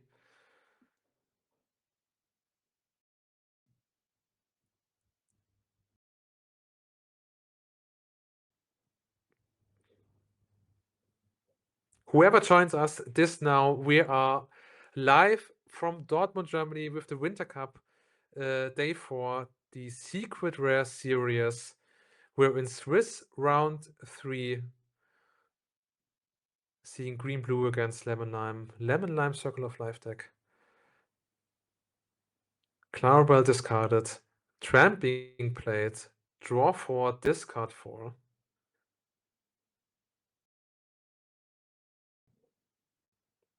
And I think there's still no Circle of Life. Is it? Is there? No. Really unlucky. Discards 4. Oh, sinks the Circle of Life. There it is. I didn't spot it. Brings in the big Clarabelle. Really nice. There is that explosive turn. Can now crest if she wants to. Crest with the Bobby. Up to 2. Ends her turn and draws 4 cards. 1, 2, 3, 4. Nice. Very nice. Very well sequenced by the 11 line player. This is what this deck wants to do. It's scary, guys. Played the tramp, found her pieces, and just did this. Wow, she cheated out so much. Really crazy. Wow, Shift Clarabelle, Cinderella sings to your welcome on the 11 line player, Big Clarabelle, who shakes her head. She really needed the Clarabelle to refill her hand at the end of her turns. Now draws 2 cards, which is nice, I guess, but she also enables the green-blue player's Clarabelle to draw back up to a big, big hand. 6 cards in hand now for Lemon Lime, and I think just 1 measly card for green-blue, which would now mean 2 cards. That he draws 1, 2, 3, 4 cards. Yep, back to 6 cards. So lots of cards being drawn here in this match. Really unfortunate for Flügelschlägerin that she lost her Big Clarabelle. 2 cost Ursula now. Oh. No song, but that pesky Bend to My Will in hand. And now Flügelschlägerin knows that she has to empty her hand as quickly as possible. Or does she have a Mowgli? A Mowgli would work great as well here. If she has a Mowgli, he would have to discard the Bend to My Will. But I don't think she has one, right? Does she? No. No, she would have played it by now.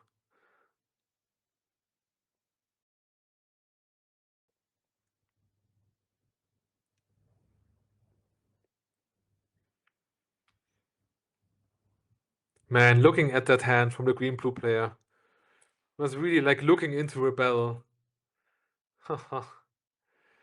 Pluto, and 1-drop Clarabelle hitting the board, going down to 2 hand cards.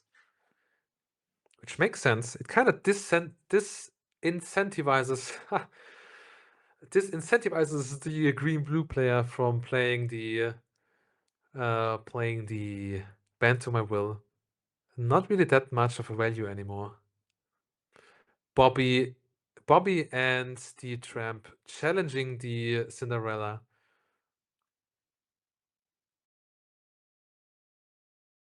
Quest up to 4. Big board.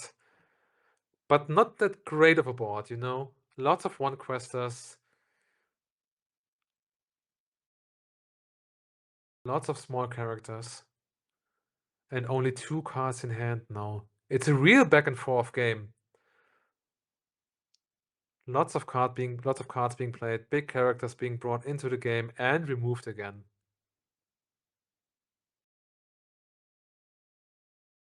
It looks like a tough position for the green-blue player. And it is for some reason, right? Like, he has to remove this board, and he possibly doesn't play any Under the Sea anymore. Most green-blue decks don't play Under the Sea anymore. So if he doesn't find the Mean, Malicious, and Scary and Prince Philip combo, he might not be able to remove that bright board in time. 7 ink now goes up to 8. I think. No, it was 6 ink, goes up to 7 now. Sorry, guys. Plays that Hades and inks that Amber Champion Mickey Mouse. Says, no, enough singing for you. Shut up and go into the inkwell. And the big Clarabelle challenges Pluto. Doesn't take any damage, of course. He has 0 strength. It's just a little dog. Oh. Another tramp. That might come in handy. That might come in handy.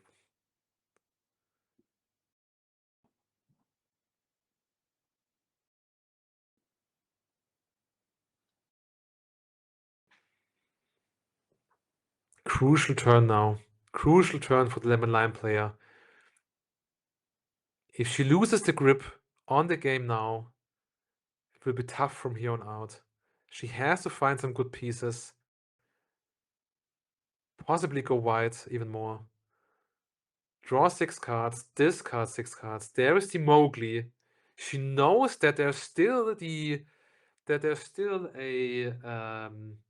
bend to my will in hand of the green-blue player. So that Mowgli might come in very handy. There is the Circle of Life. I think the Mowgli she put to the side. Circle of Life possibly as well.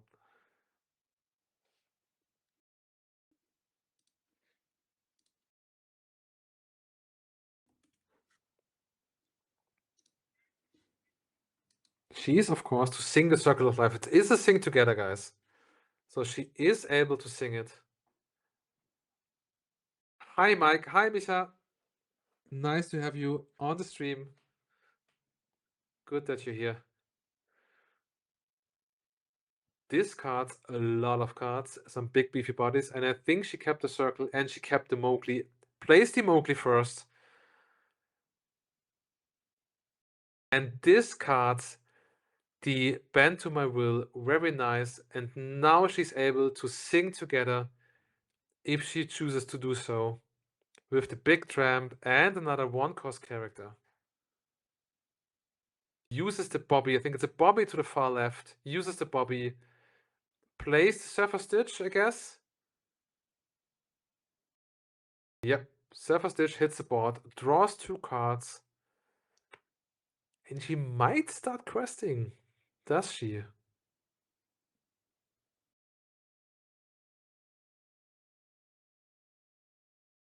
Taps the Pluto, shifts the Clarabelle, oh my god! And draws back up. Ooh, what a turn! What a turn, guys. Big tramp, finds the Circle of Life, finds the Mowgli,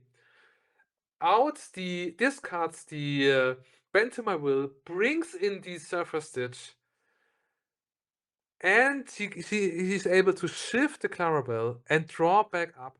Oh, wow.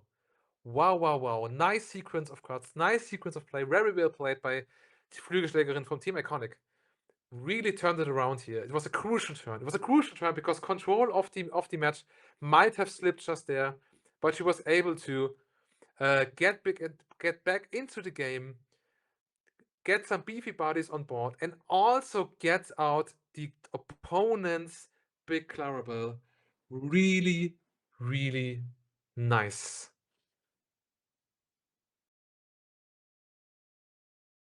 And now Green Blue is on the back foot. The Lorcana trainer, what can he do? He has a big board he has to clear in some form. He needs his combo.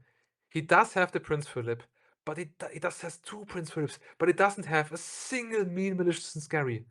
Is there one in the discard? Can the Max Goof help?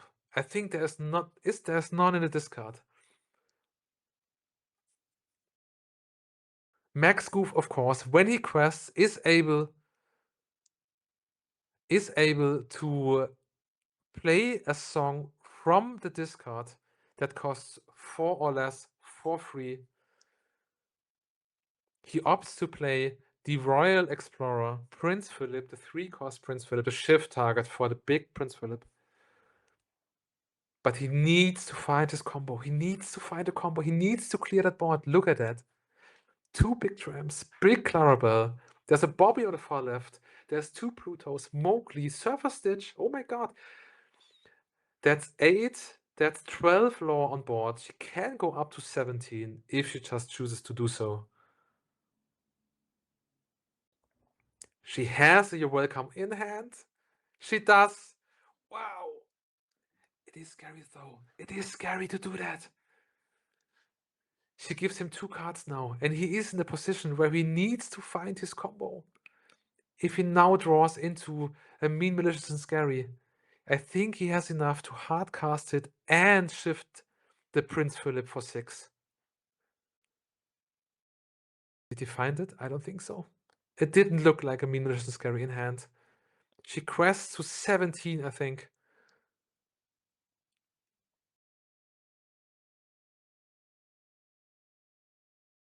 Can he find a combo? Can he pull it off? That's not it. Nope. Scoop. He needed that combo. He needed that mean, malicious, and scary. Didn't find it. Not from the You're Welcome. Not from the draw for turn. And thus he is not able to clear that big, big board that Flügelschlägerin was able to bring in with the Circle of Life, with the big tramp, and with the help of the Plutos. Like, all of the sequencing would not have been able without the pseudo ramp by the small Plutos. Only with that she was able to play it exactly like that. Only with that she was able to shift the big Clarabelle. Really, really well played. 1-1 now.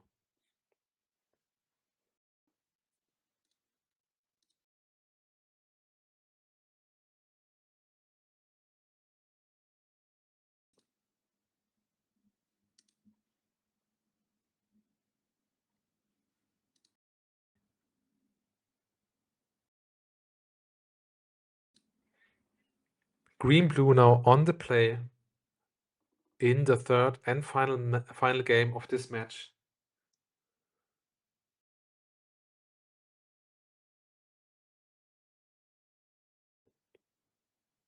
Great game so far. Really great games. Really showcasing the strength of this new archetype of this Lemon Lime Circle of Life deck, which can be so explosive, can be so strong. Oops. Get that tramp big back in there. She needs it. She really needs it. Because that's one of the key cards enabling that Circle of Life combos.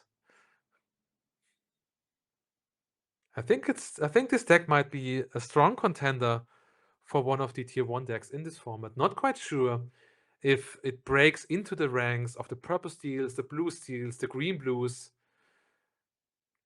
but for sure it's a challenger for those top spots of those top tier decks in this set 10 format of Disney Lorcana. All right, blue player finding his ramp, finding 2 pieces of ramp actually, so probably not too unhappy. But he needs to. No, he doesn't. 3 pieces of ramp actually, 2 sails and a Tipo.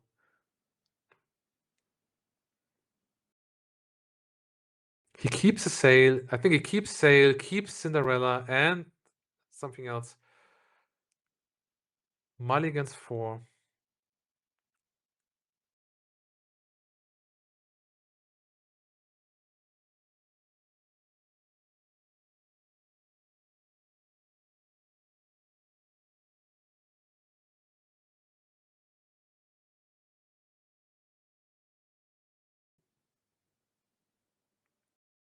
All right, let's go. Ink the Gentleman Donald and pass the first turn. Flügelschlägerin with the Raja draw for turn.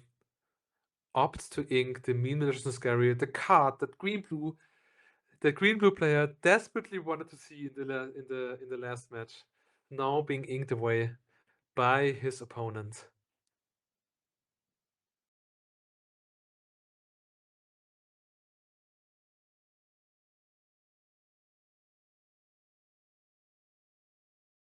Sail, ink the bezel, go up to 3 ink, and pass. So for now, everything up to speed for green-blue.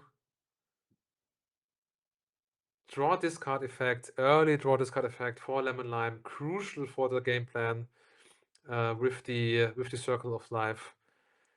Puts the discard out of the picture. If anyone's close to the table, it would be lovely to see the discard in this case, to see what you discarded with the Bobby Zimaruski. Not being able to see for now what's in there.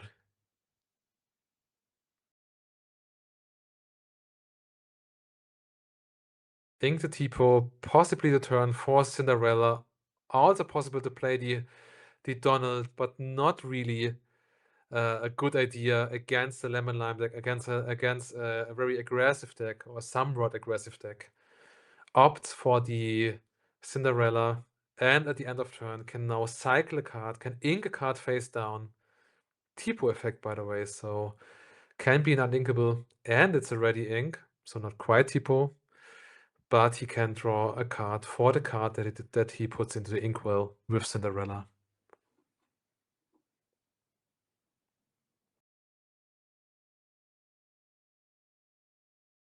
Thinking hard about what he wants to ink away at the end of his turn.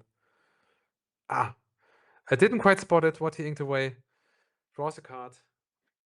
I think it might have been the... No, it wasn't. It was not a Donut. I think it might have been the Max Goof. Scar into the inkwell. Big Tramp hits the board. Draw 3, discard 3. There, I see an Amber Champion.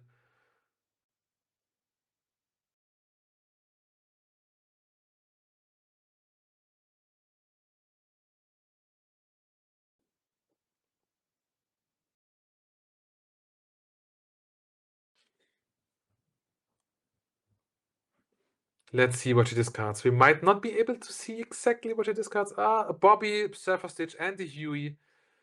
Nice. Thank you, whoever put the discard a bit to the left. Thank you. Now we see the discard.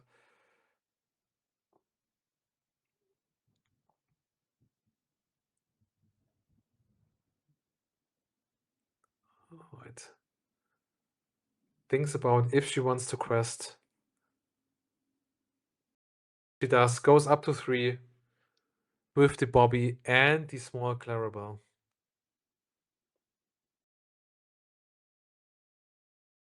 Now, crucial turn for the green-blue player. He can't let this game slip away from him by letting his opponent combo her way up to a big board. He has to put a stop to it. There is a John Silver in hand, a 6-cost set 1 John Silver that gives Reckless on play.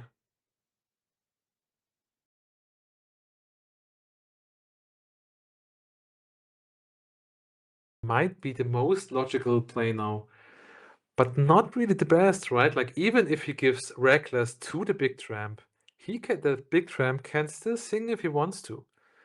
Like, Reckless doesn't keep him from singing his way to the circle of life.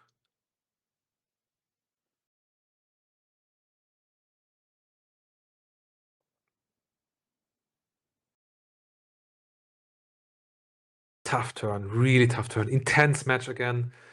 Now intense turn for the green-blue player. Really crucial now what he does here.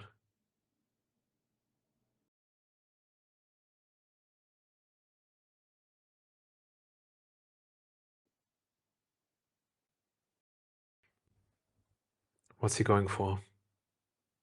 Go for the John Silver, maybe. Hardcast, I think there's your welcome in hand. Hardcast that to stop the circle of life. He looks at a discard, looks what awaits him if he lets a possible circle of life through, which would most probably be a Surfer Stitch, drawing his opponent 2 cards. I'm not too sure if there's a circle of life in hand for Flügelschlägerin. I didn't see one, but might be.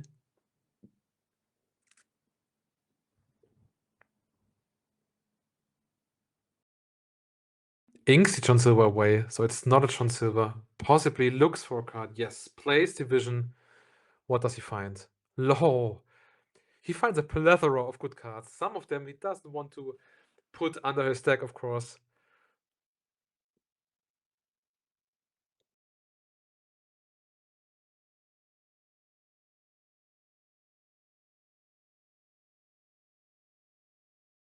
All right. Hard casts You're welcome on the tramp, as I've said before, to stop the circle of life next turn. Probably not the favorite kind of turn he wanted to take. Hardcasting You're welcome this far into the game, not what you want to do, not building boards, not gaining any tempo. Not that great, but it was needed. Of course, going into the late game, probably the green-blue deck has more weapons up his sleeves than the lemon-lime deck. Mowgli hitting the board, now taking a peek at the green-blue's hand, Big Clarabelle, Hades, and the Gentleman Donald.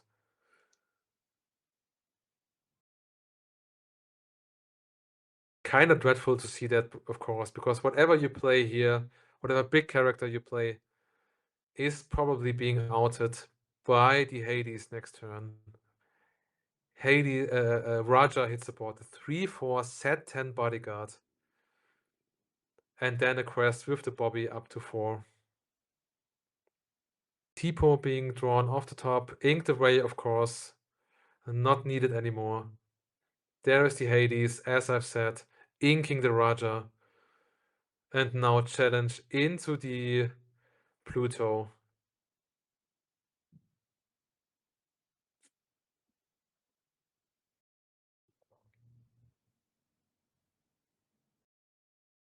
Looks like the green-blue player now has a firm grip, or a somewhat firm grip on the game. 1-drop Clarabelle. Shift Clarabelle. So it's at 6 ink play instead of 7. You can play 1-drop Clarabelle and shift for 5. And now draw 1 card back up to 2. 1-drop Clarabelle also found for the green-blue player. Not that needed anymore.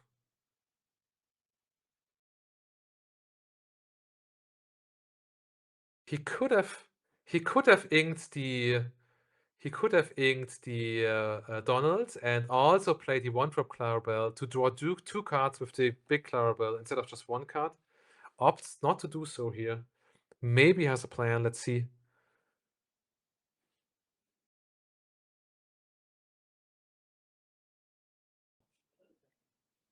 What can Flügelschlägerin do? Tough spot now. She doesn't have a whiteboard. She didn't get to do what she wants to do now. She didn't get to sing a circle of life and bring a big body in. Those draws of Big Tramp don't really help. It's a Huey and 2 Plutos. Not really what she wants to see. Ugh.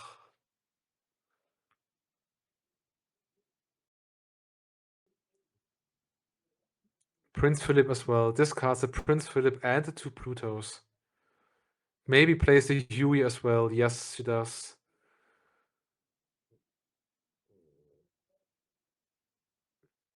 Quests with the Clarabelle. Oh, she has the Circle of Life. Never mind, guys. I'm blind. My eyes are bad, I have to say, but I just didn't see it. Syncs together the Circle of Life, brings in that Prince Philip. She does discard it with the Tramp.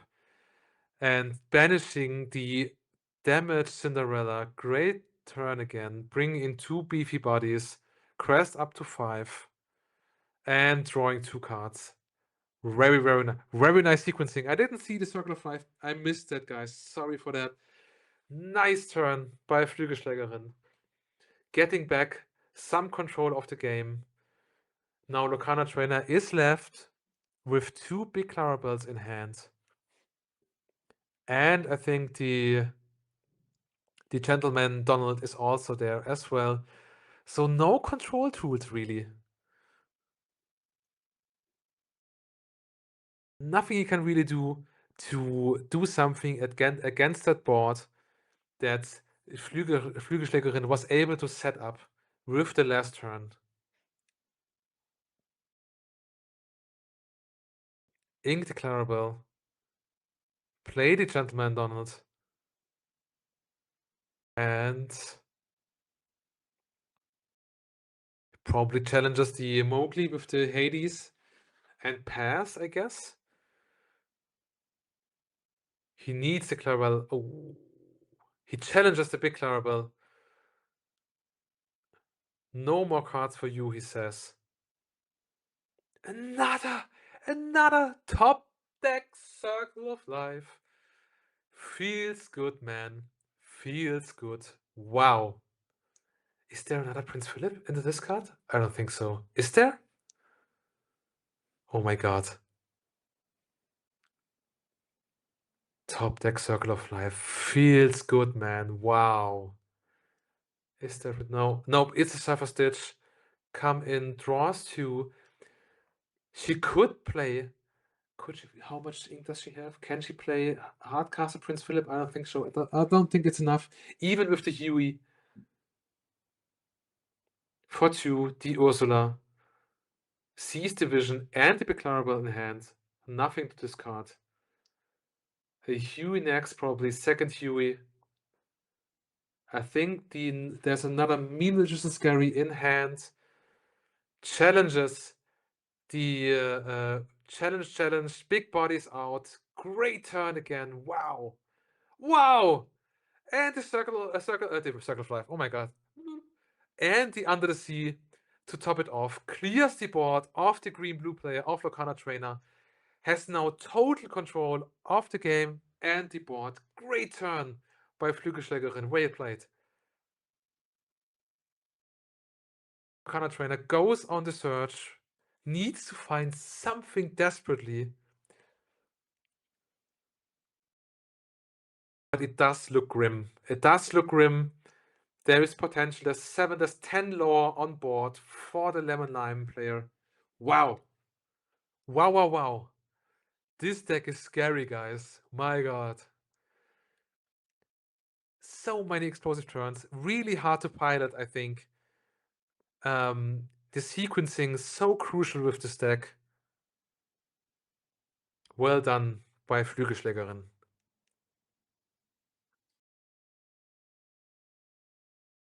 Basil hits the board, bounces the Prince Philip back to hand, and I think he is done, right? I think there is a Mean Magician Scary in hand. And she might be able to hardcast? No, she's not.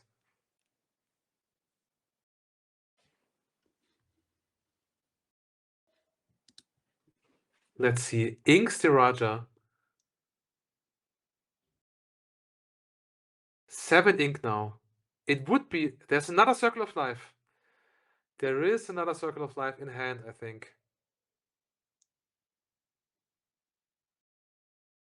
For 7. Replays the Prince Philip probably. Quest with the Huey. Now pays 2 less for the next character.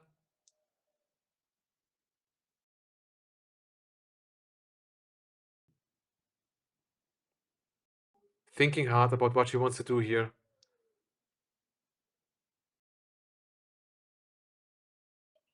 I think it is. It is the Prince Philip, yes. And now possibly sing the Circle of Life. I think there's another Surfer Stitch. Nope, she just crests 5 up to 12. Puts on pressure, puts on low pressure, has the Lethal on board now.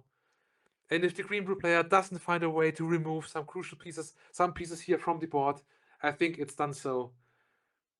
There's 1, 3, 5, 7, 10 lore on board. He has the You're Welcome, so he can remove the Prince Philip. Inks, plays the Clarabelle, sings the You're Welcome on the Prince Philip, and now taking the lethal out of the equation.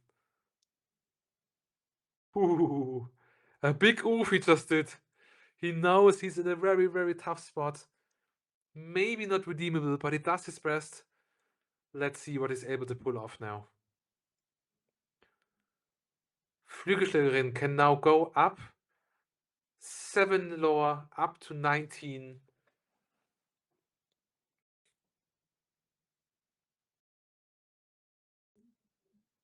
Can she also remove something? Maybe. That Basil only has 4 willpower, you know? So he is kind of flimsy. Inks the Ember Champion. 1 damage on the... Yep, it's another Prince Philip. 1 damage with the Ursula on the Basil. Plays the Prince Philip. Thanks to the Huey. All those characters that let her pay less ink for characters, really coming in clutch in those last games. Wow. You're welcome on the Clarabelle clears the board for the green blue player, and he shuffles. Play it out, man. Play it out. But this is gruesome. Wow. Clears the board again. And guys, I think that's it. Oh! He has the combo in hand! It's too late! He has the combo in hand. And he has not enough ink to pull it off. No shift target, no singer for the meme legend scary. Clear board. Scoops. It's over. 2-1 for Lemon Lime with the Circle of Life deck. Wow! Big props to Flügelschlägerin, who really dug herself out of some really difficult situations in this match and the last matches. With the Lucky Charm Stitch by her side, really bringing her luck in this game. But it wasn't just luck. She had one lucky top deck with the Circle of Life, maybe, yes.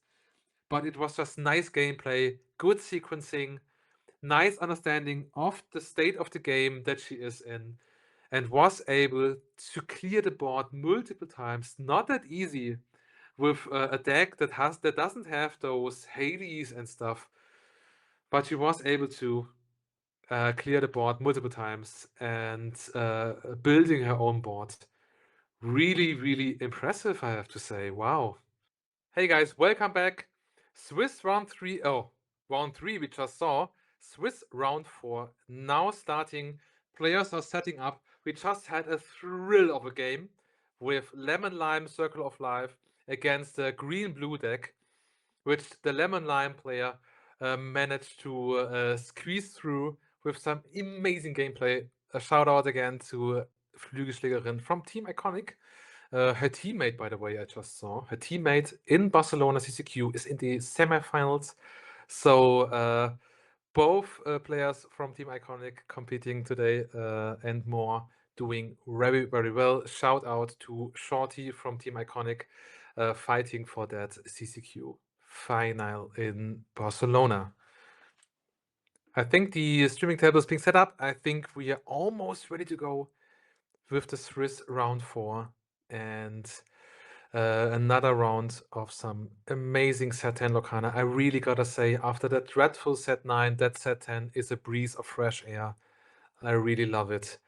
And there are some 2 incredibly good players now. Oh my god. I'm really looking forward to this. It's Egelim from Team Secret Rare, my buddy, my the bane of my Ember Steel aggro existence. I played him a couple of weeks ago in a big tournament in the finale, where he was on set 9 Blurple. Played really well. Really great guy against Pusher Gene from Team Tintenvorrat.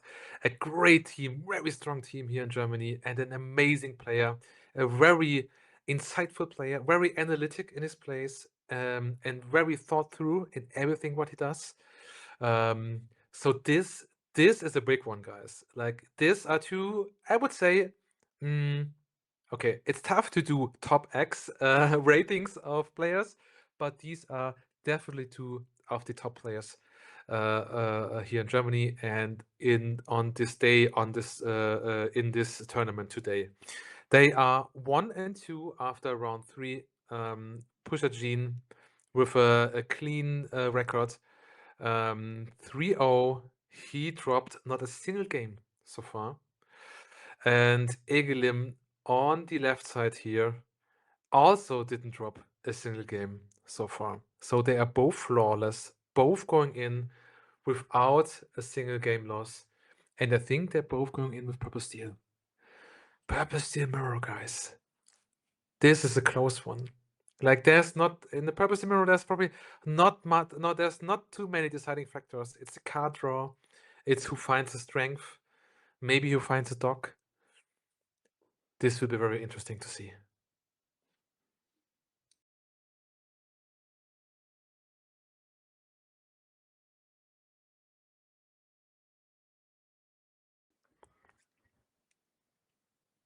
So far in this tournament, 3 people are 3-0. Those 2 that we're seeing now, and of course, the lemon lime player from last round, Flügelschlägerin, is also 3-0 so far. In the running for those top spots and the nice prizes being supported by Sequel Rare. Shout out again for this great tournament, great stream, great organization. Fist bump, let's go into the match. Purple Steel Mirror. A thriller. Ink Palace Guard, play Palace Guard for turn 1.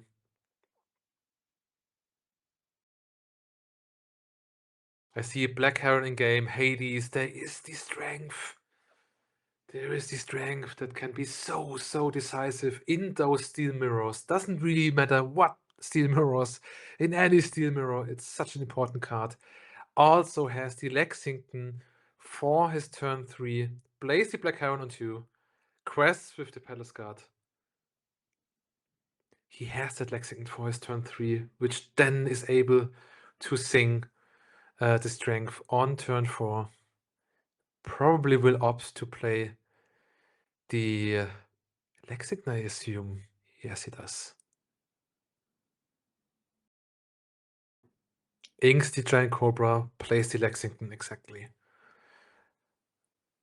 Could quest with the Palace Guard. Yes, he does. Can quest up to 2.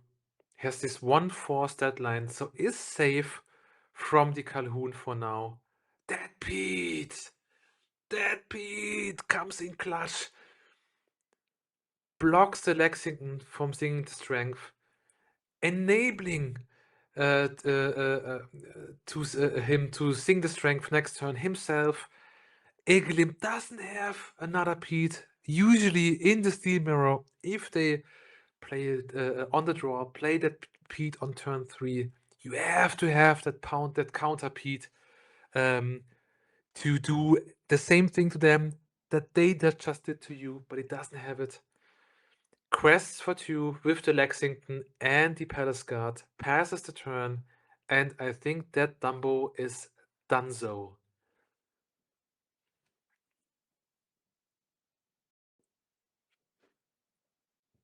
Inks the Lexington, plays the Lexington, sings strength on the Lexington, actually. Okay. Wants to get it out.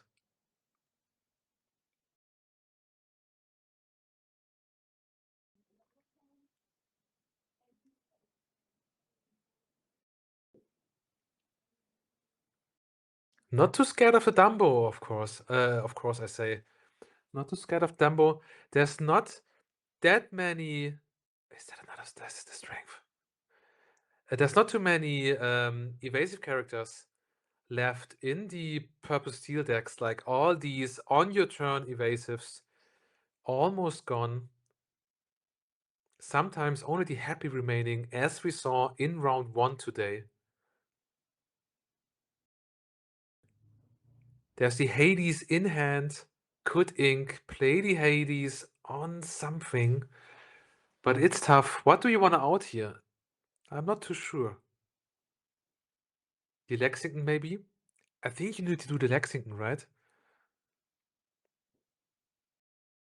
Lexington with that alert keyword would be able to challenge the Dumbo.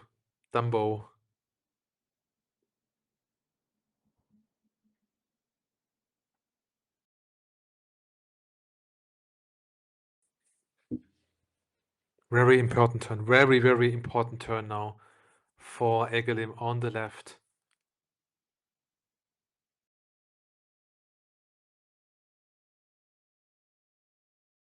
That Hades is almost always draw 2. But when it isn't, it's just a 3/4 body.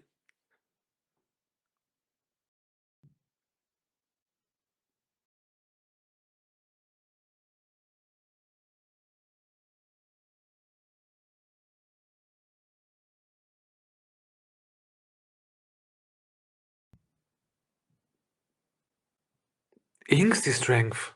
Interesting. Plops down the Hades, targets the Lexington. Now it's up to Pusha Gene to decide, does he want to put the Lexington under his deck or let Egelim draw 2 cards? Tough decision to make.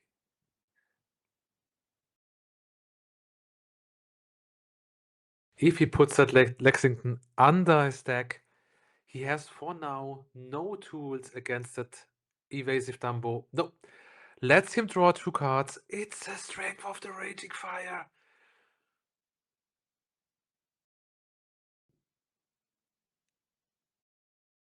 Wow. Quest of the Palace card. Up to 5.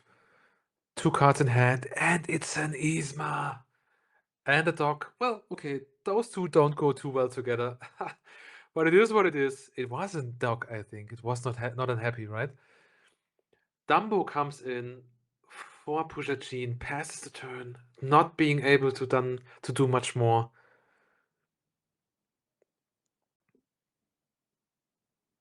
He might ink. No, inks the Diablo, plays the Yzma and draws 2 cards with the dog. Nice.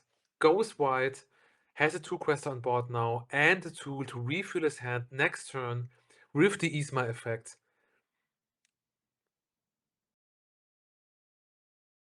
Well, that's Purple Seal, huh? Removal, draw cards, have a nice board. Really good deck in this format. Really, really strong deck in this format. Surely contender for maybe the best deck. And there's a Demona in hand for Egelim. Strength now, push a gene, sing strength with the Dumbo on that Yzma. Doesn't want to see Egelim draw more cards. And passes the turn.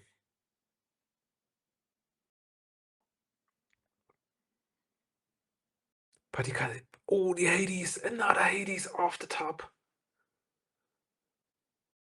Another Hades off the top.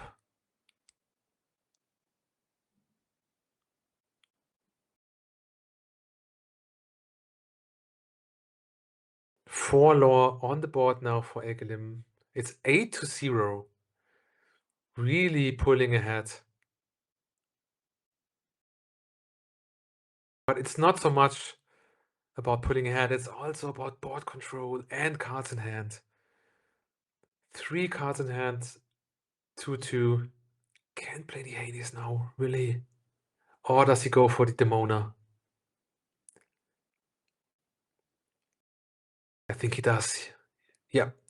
Goes for the Demona, draws back up to 3, exerts everything, and is now able to challenge the board. Probably challenges the Calhoun with the Hades, I think.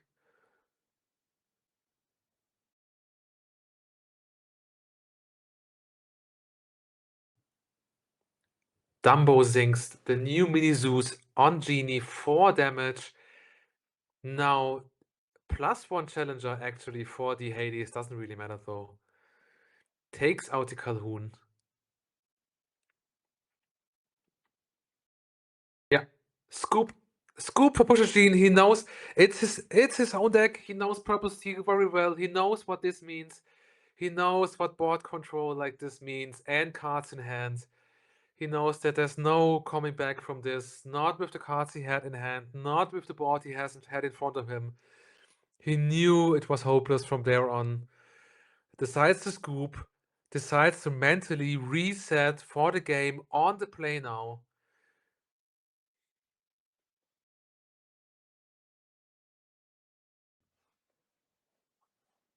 Signs of a good player, right? Like, he reads the game correctly. He knows in what kind of situation he's in. Decides not to prolong it. Only reason to play on is maybe deck knowledge. But I don't think in a mirror match like this, where he knows exactly what his opponent is playing, there is no funky deck techs he might be able to spot. Sorry.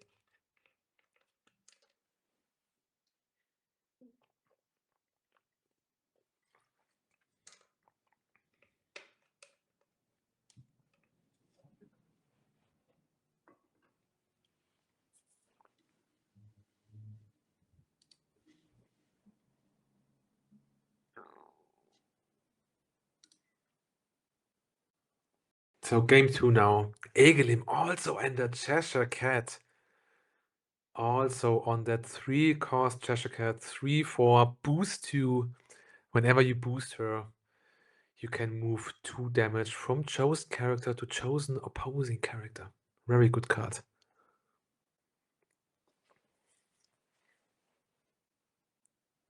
Maybe the best move damage character card in the game right now. Maybe even better than that bell. At least in purple steel.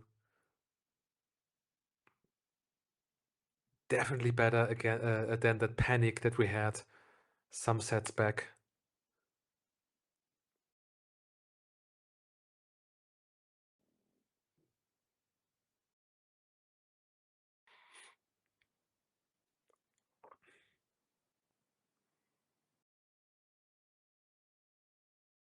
Let's go. Game 2. This is Swiss round 4 of the Secret Rare Series Winter Cup. Day 4. This is the 2 unbeaten players so far. Haven't dropped a game instead of just now. First game, Pusher Gene had to scoop against Egelim. Hook turn 1 by Pusher Gene. Diablo turn 1 by Egelim. And there's the Skater Mim. Wow. Now the hook would be able to inflict 4 damage with that Challenger 2 from himself and that Challenger 1 from the 2-cost Skater Mim, as we call her, because she skates her way through the artwork. Sergeant Calhoun coming down on turn 2 for Egelim, possibly freezing the board a bit. And now the very important steel turns begin. Who gets to sing strength first? Who gets the 3-cost singer out? Let's see. I see a strength in hand of Egelim. I wasn't able to spot a strength in the hand of Pusher Gene, so not quite sure if he has one. Mini Zeus being drawn by Egelim. Inkti Isma. No singer. No, he has no 3-cost singer for the strength that he has in hand. Very unfortunate, especially on the draw. But I think he is in luck, right? Is there a strength of the Raging Fire? I think there is. The second from the left.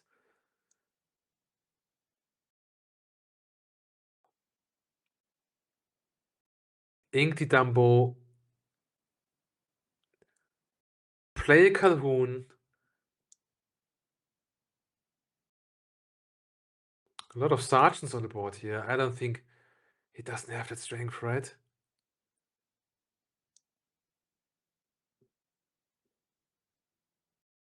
Missing that 3-drop for Egelim. Really, really sad.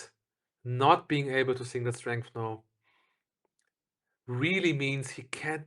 There was the chance to get a big tempo play in by being the one that plays that sings the strength first. So crucial in the steel mirrors.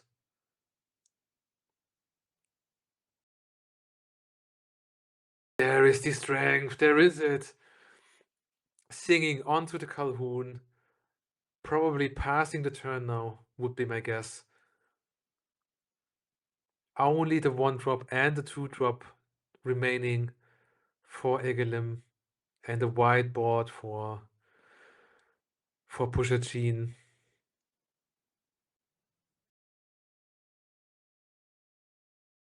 And the Diablo hits the sack. Also gone. Egelim draws a card. Can actually quest with that. Yeah, can quest with that Skater Mim now, because on the clapback with the Calhoun, he just gets 2 more lore than. Ingehook probably play a Genie, would be my guess. He has that Zeus in hand for the next turn.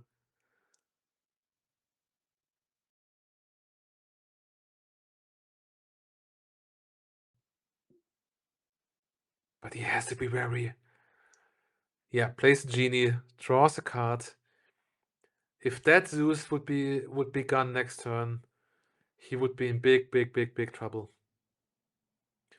Skater Mim goes out from the Calhoun challenge. Diablo off the top for Pusha G, not what he wants to see. There's the Hades. There's the removal for that 4-cost singer. He can't put him under his deck. He has to have the character to sing the Zeus next turn. He can't. Yeah, and he doesn't. Let's Pusha G draw 2. Incredible. No! No way! No way! Draws into the strength, finds it, outs the genie, and also challenges that Calhoun. No character on board, no singer, no nothing. Wow.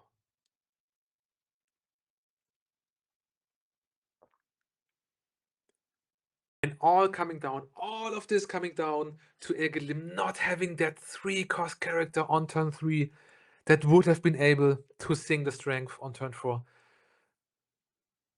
He gave that tempo play away to his on-the-draw opponent.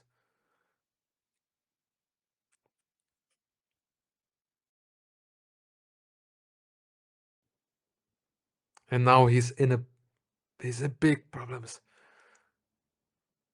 What can he do? No board. Elsa in hand, Strength in hand, Zeus in hand, Hades in hand. And the Lexington plays the Hades.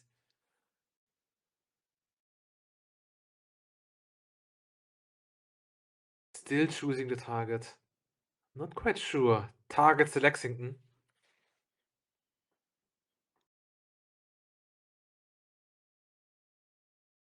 I think Pusha Gene can manage to let him draw 2, can he?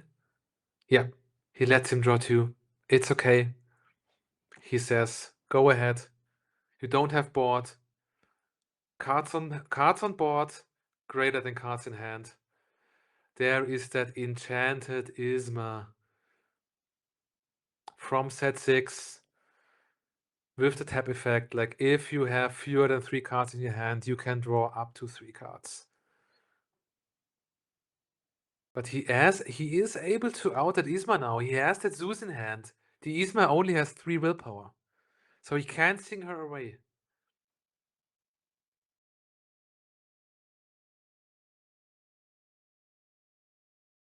On the clapback, though, he would be susceptible to a challenge. Hades having that 3/4 body being easily taken out by the Lexington with his 4/4 beefy body. That Lexington, a real threat.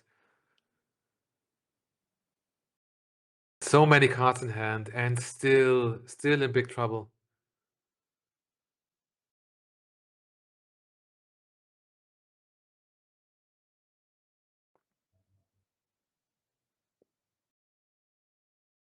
Taps 3 for his own Lexington.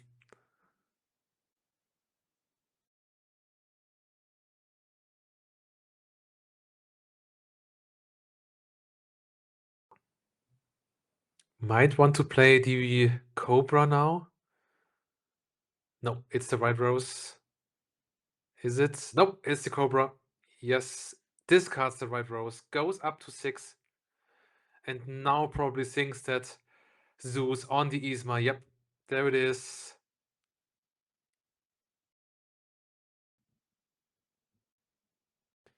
Very wise to sing the Zeus and not the Strength. Could have also sung the Strength, but chose not to. Because his 5-cost character now leaves the board, only leaving him with 3-cost characters that are able to sing the Strength. That he inked away. I forgot, guys. Sorry, he inked away the Strength.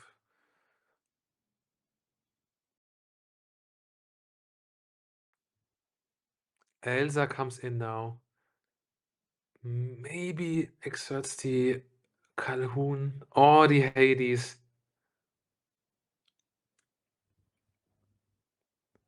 Hades, yeah. Elsa will take out the Lexington, I guess. Yep. Takes 4 damage in return. And then one of those 4/4 3-cost bodies can take out the Hades, which will be the Lexington. Creating an equal board now. 3 characters on board on both sides. 7-4 in lore.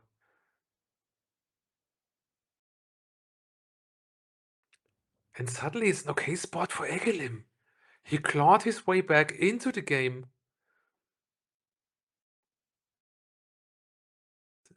That Zeus on that Isma was so crucial. Because look at Pusha Gene's hand. Oh, you can't? Because it's not there. He has no cards in hand. Has no tools to draw cards. All of those tools he did not find, or it was outed by Egelim. Now Egelim has 3 cards in hand. Up in lower, not up in board anymore, but I don't think it doesn't matter that much. Plays a Black Heron, the 3/3 body, hardcast the Zeus on the Lexington, and quests up to 9. Top deck Elsa. Takes out the Elsa. Wow, oh my god. And now probably takes out the Heron with the Heron. Some Heron on Heron action. With only the Giant Cobra now remaining. A Cheshire Cat was drawn by Egelim. No cards in hand for Pusha Gene. 2 on board. And is that a Demona? It's a Demona, but both of them would draw up to 3 cards with a Demona. He can't do that, can he? He can't play the Demona now. This is the spots where Demona really isn't that great. Giving the opponent too much value. Too much value to really warrant it. Plays that Cheshire Cat. And quest with the Cobra. A Genie off the top. Great top deck. He really needed that. Sack the card he drew from Genie. Not that helpful, apparently, okay? Or is it? Nope. Quest with the Elsa. We might see some boost action now. Cheshire Cat has boost too. Oh, the dog. Dog off the top. I love it. And he finds the strength. Oh my god. White Rose goes to 11.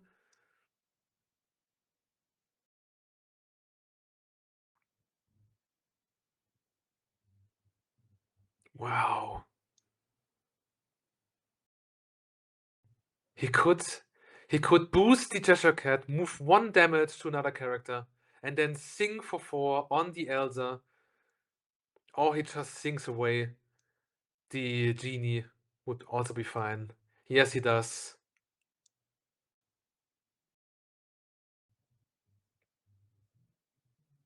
Four character on board now for Egelim. And now it's a Mexican standoff, I guess. Wow. That's a mirror. This is a mirror, guys. 12-7 in lower. And here comes the power, by the way, of that boost Cheshire Cat. She might be outed now, but the boost ability giving Egelim, giving the player a chance to do something even without a card in hand. So even if the top deck isn't what he's looking for, or even isn't that good, he has a play. He can use his ink to use the boost effect and do something with it, whatever it is.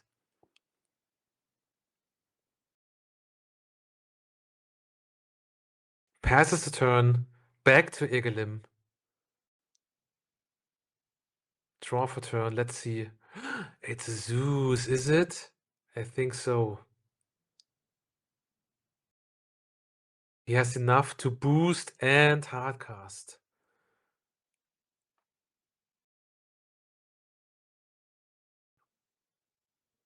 Quests with the Cheshire Cat. Quests with the Cobra. Don't forget about that boost. We want to see it. It's set 10. Show us some boost.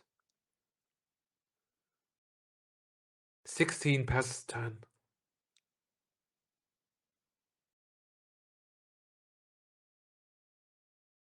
Was it not a Zeus he drew? Maybe I didn't see it correctly. Genie for pusher Gene now has to do something to the opponent's board because there is lethal. Challenge, challenge.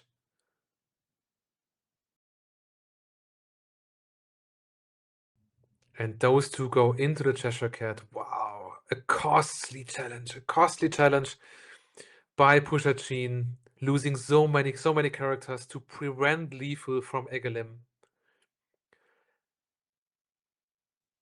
But it has to be done. It has to be done. For Ink, Hardcast Zeus. There was the Zeus.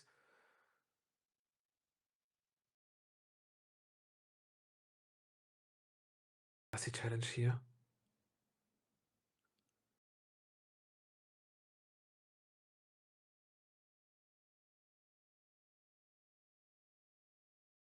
Checks the discard of his opponent.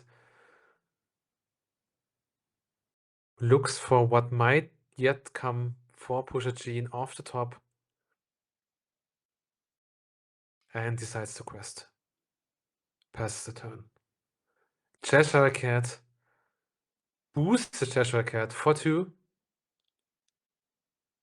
Moves 1 damage and then challenges. Great play. Moves 1 damage from the Pete to the Giant Cobra and then goes in with the Cobra. Goes in with the Pete. And challenges it. Now, the Mona is played. Both players draw up to 3 cards. And passes the turn. 4 cards now in hand for pusher Gene. That Demona given him so much value. But there is a Cobra in hand. There's a Cobra in hand. Pusher Gene needs to get away that Demona. I don't think he is able to. No, that's it. Crest with the Demona. Yep, GG. 2-0 Egelim. Wow. Really nice. Really well played by Egelim on the draw. Even though he missed the 3-drop character on turn 3, wasn't able to sing the strength. Even though that crucial early turns not turning out the way he wanted to, was able to claw his way back into the game by outing the draw tools of pusher Gene, crucially outing that Isma with that Zeus. Really well played. Nice. Oh, we got a game 3, I think. Do we? Yes.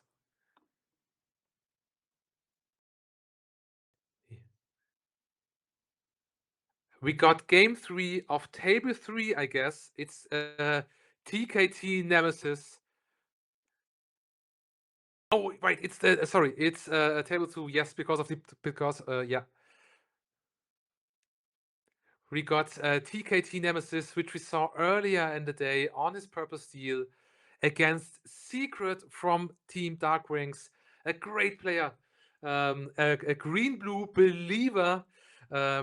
Ever since the early days of green-blue, he has played green-blue way before it got popular. He's really good with deck. I don't know if he plays green-blue today, to be honest. I'm not quite sure on which deck he has been lately. This is game 3, guys. This is the deciding game 3 between these two players. Nemesis is 2-1, as is Darkwing's Secret. Whoever wins here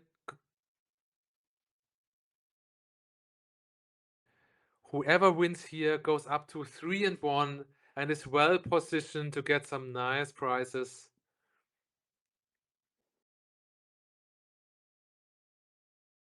Shout out to production for being able to move the game 3 here to our streaming table. Really cool. So we get another thrilling match, another deciding game 3. Let's go.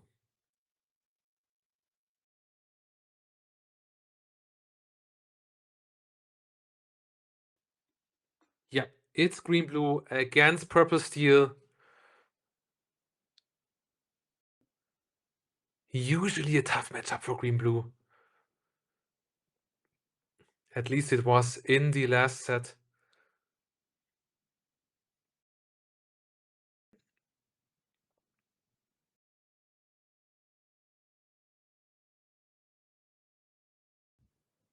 Secret mulligan first, so I assume he is on the play.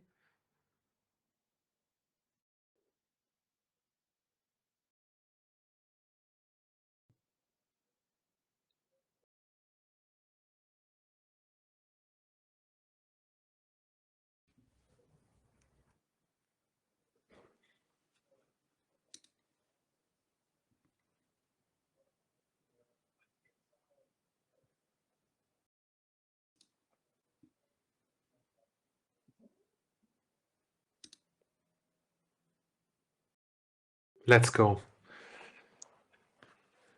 Let's go. Nice.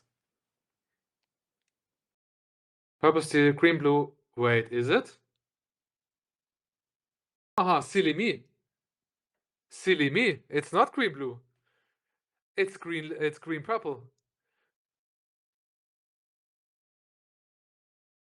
Maybe it's green purple. It is that green purple Brainiac deck, maybe.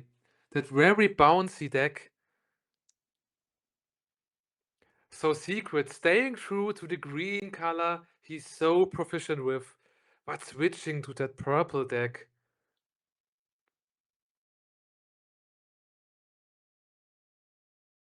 Turn 1 Palace Guard for Nemesis.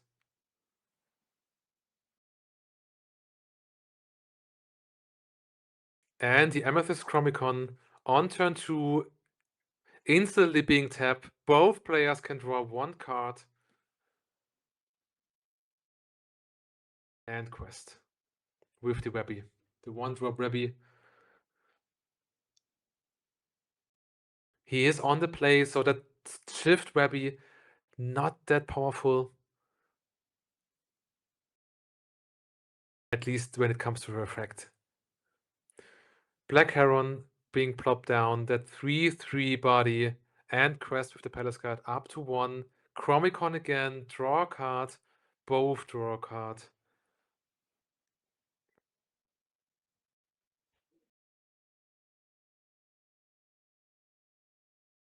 And there's that Maleficent. My god, I haven't seen her in ages. I don't know what you say, but I think I need to check again. It's that bounce Maleficent, if I remember correctly.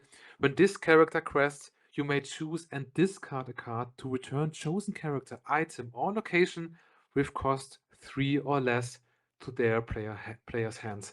She's a 0/4 body, quests for 2, and with the Amethyst Chromicon, Secret has enough cards in hand to discard and bounce whatever he wants back to Nemesis' hands. Interesting. Wow. This is why I like the early days of a set, because there's still so many innovations to be done. There's still so many new stuff to be found. Ink Elsa, play Lexington, that 4/4 body with the alert keyword. But will he really stay on board? I don't think he's going to stay. I think he's going to go, probably. Amethyst Chromicon, both draw cards, both have already like a bazillion cards in hand. Which makes the Maleficent's effect that much better, because you can easily discard a card to bounce something back to hand. Oh, Nemesis shaking his head after reading the Maleficent. Not something he had on his card, of course. Playing against cards that you're not too familiar with. Very interesting. Always. Another Amethyst Chromicon. So both players, and Secret at least, never having to worry about card draw again in this game.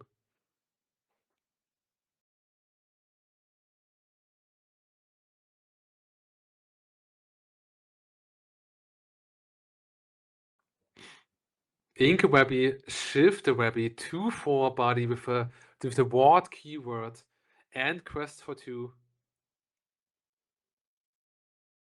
You can now quest Maleficent, discard a card. Let's see what it discards. It is bent to my will and bounces the Lexington back to hand. Goodbye. He could quest with the Webby as well. Yes, goes to 5. Very cool indeed. I like it. I like it so much that I kind of want to play it.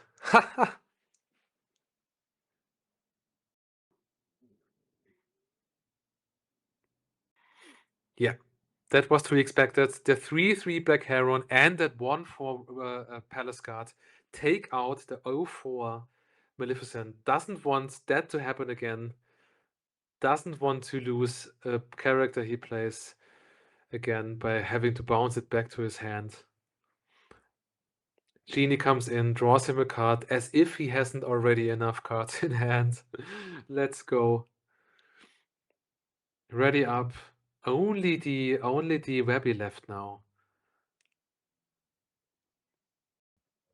Where does Secret go from here? Where does that green-purple deck go from here?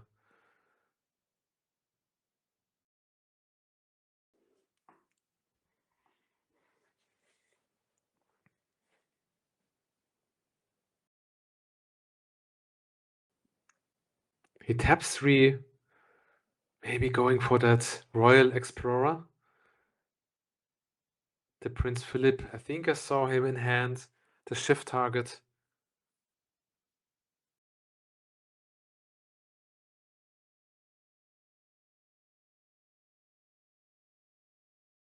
There's another bounce Maleficent. There she is. Next turn, again being able to quest with her and bounce something back to hand. Inke Hades. And sing You're Welcome with the shift Webby onto something. Yeah. On the Black Heron doesn't want his Webby being challenged out next turn. She has 2/4 and is now only threatened by the 2/4 Genie and the 1/4 Palace Guard. So possibly being safe for now. Egelim in the chat with the hey Egelim, what's up, my friends? So much fun today. Really nice games against Pusha Gene. Congratulations, mate. Really, really nice, man. Was a pleasure to cover that.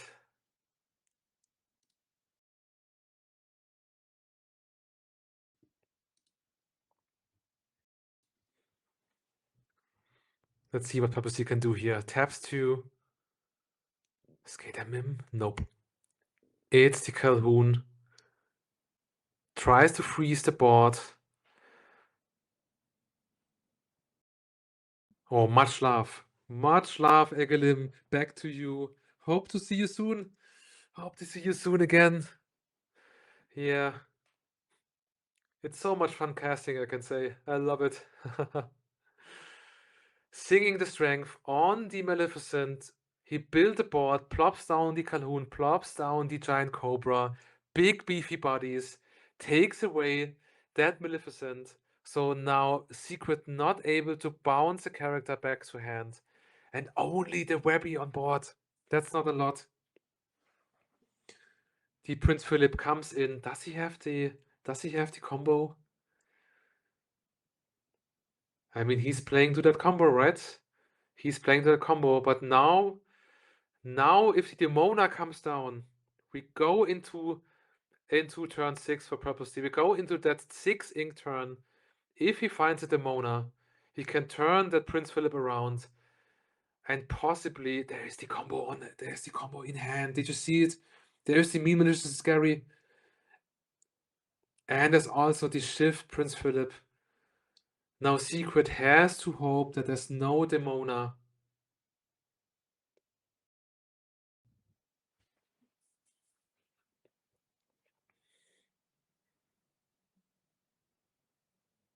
My God, how many cards is that? I think he has like 13, 14 cards or something, like 3 Amethyst Comic-Cons on board. Of course, both of them having half their deck in their hands, but I think there's not a single Demona amongst them, is there? I don't see it. I don't think so. If he doesn't find a way to remove that Prince Philip is to remove his stuff next turn.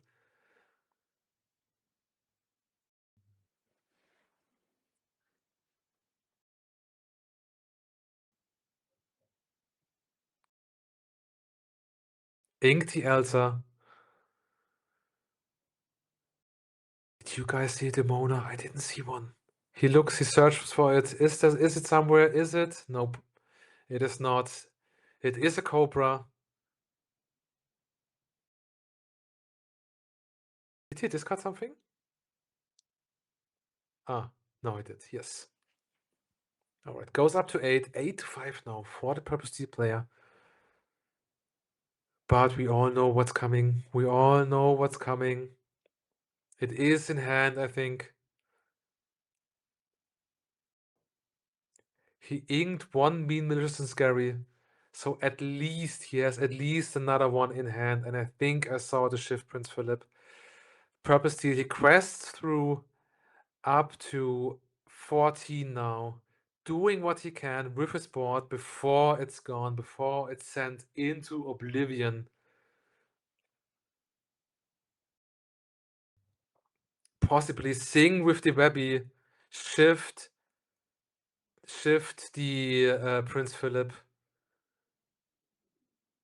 and then quest for 4 himself.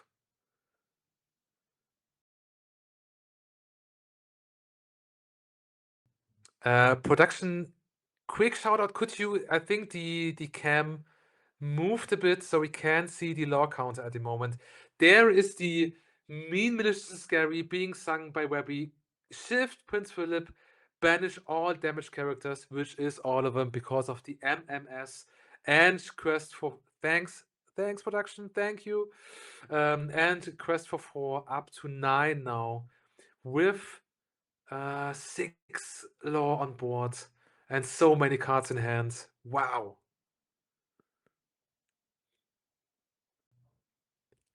Nemesis needed that Demona. He needed that Demona so bad, but it didn't have it. In so many, he saw so many cards now. He saw like, I don't know, 25 to 30 cards, half his deck, 25 maybe. Saw so many cards, but no Demona. I don't know how many he's playing. Possibly not 4. I don't think people have been silently cutting her down. So I'm not quite sure how many copies of Demona are in his deck list.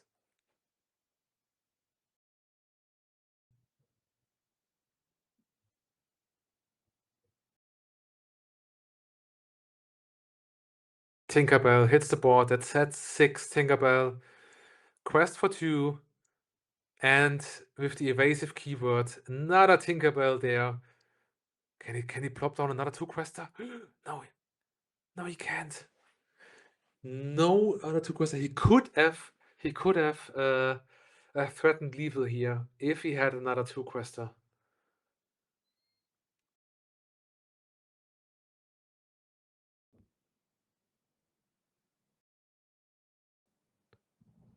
There's a Mother Knows Best on board, so one Tinkerbell can definitely be outed. I think we are in overtime, actually. Yes, we are. Nemesis's turn was turn 0. Secret's turn now is turn 1 of the 5-turn overtime. So now it comes down to those 5 turns we have left. 11 lore to go for Secret. 6 lore to go for the Purple Sea player for Nemesis. Can one of them do it? Hades on one of Tinkerbells. He can't let that Tinkerbell go. He needs the lore if he wants to win in these 5 turns. But I think there is an MKB, a Mother Knows Best in hand, so at least one Tinkerbell can be bounced, possibly by hard casting, so he can quest with his characters. He would quest up to 15.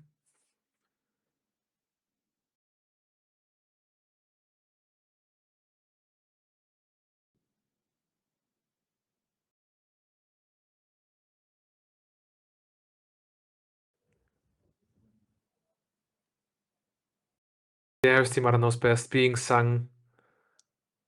And quest 4 to 13 now. He has on board 1, 2, 3, 4, 5, 6, 7, 8. They're also counting. There's 8 lore now. I will be honest with you guys, I'm not too familiar with the public character that has been played. I will be brutally honest, I'm not quite sure what that is. I think it's that dog. It's a dog, I think. Let's check.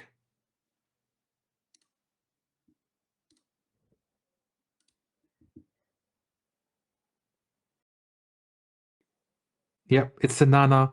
When you play this character, you may choose and discard a card to return chosen character with cost 2 or less to their player's hands. So that is what it was. Another bounce character. Another character with which you have to discard, which Secret doesn't mind. He has so many cards in hand, thanks to those 3 Amethyst Chromicons. And I think this might be it. Does it? He needs removal. Nemesis needs some sort of removal.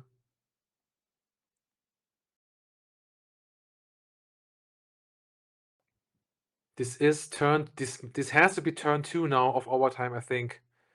The dice hasn't been put on 2, but I think it's turn 2 of overtime. Yes, oh, it is. Okay, this is turn 1 on Nemesis. Okay, got it. Thanks, production. He has a strength in hand, right? I think I saw a strength.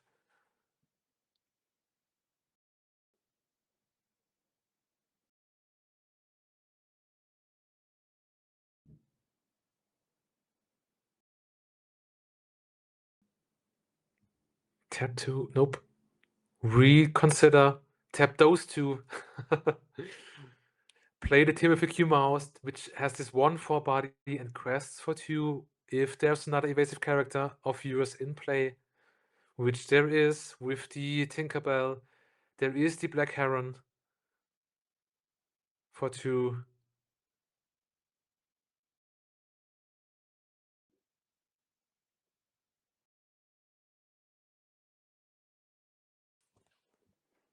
Let's see. He needs to out something. Hook comes in. Then the Lexington hits the Inkwell.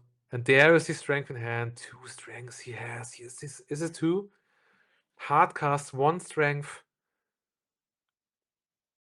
On the Prince Philip, deals 4 damage. And another strength on the Prince Philip. And he's gone. So there is 1, 2, 3, 4, 5 lore left on board for Secret. And now the possibility to out the evasive Tinkerbell is gone. No more evasive characters for Secret, so the Tinkerbell is safe to quest next turn. Did he turn it around? Did Nemesis turn it around? My god. Ursula in hand, a Show Me More in hand. Both cards not doing much here now.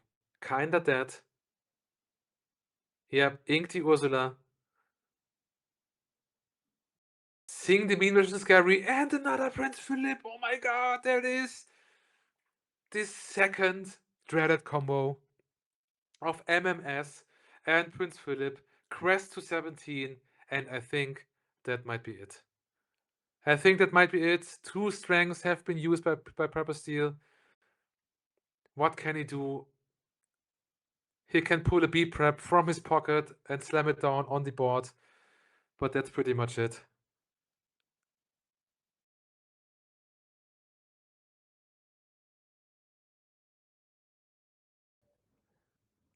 Shout out to Secret for this deck, for his own text he put in there, for his own ideas with the 2-cost Maleficent. 3-cost Maleficent, the bounce Maleficent. Put his own ideas into his deck. Very, very nice. Big shout out. I love it. Love to see it. And the Nana as well that you can see here on board. The bounce dog, the bouncing doggo.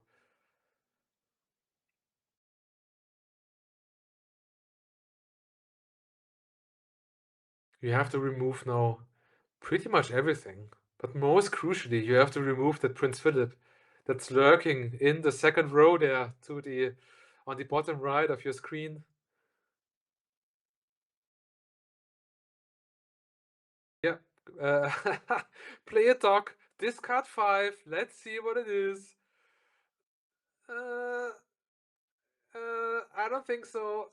Go up to 16. Do what you can. Shake hand. Fist bump and shake hand in one. The legendary awkward move we all know and love.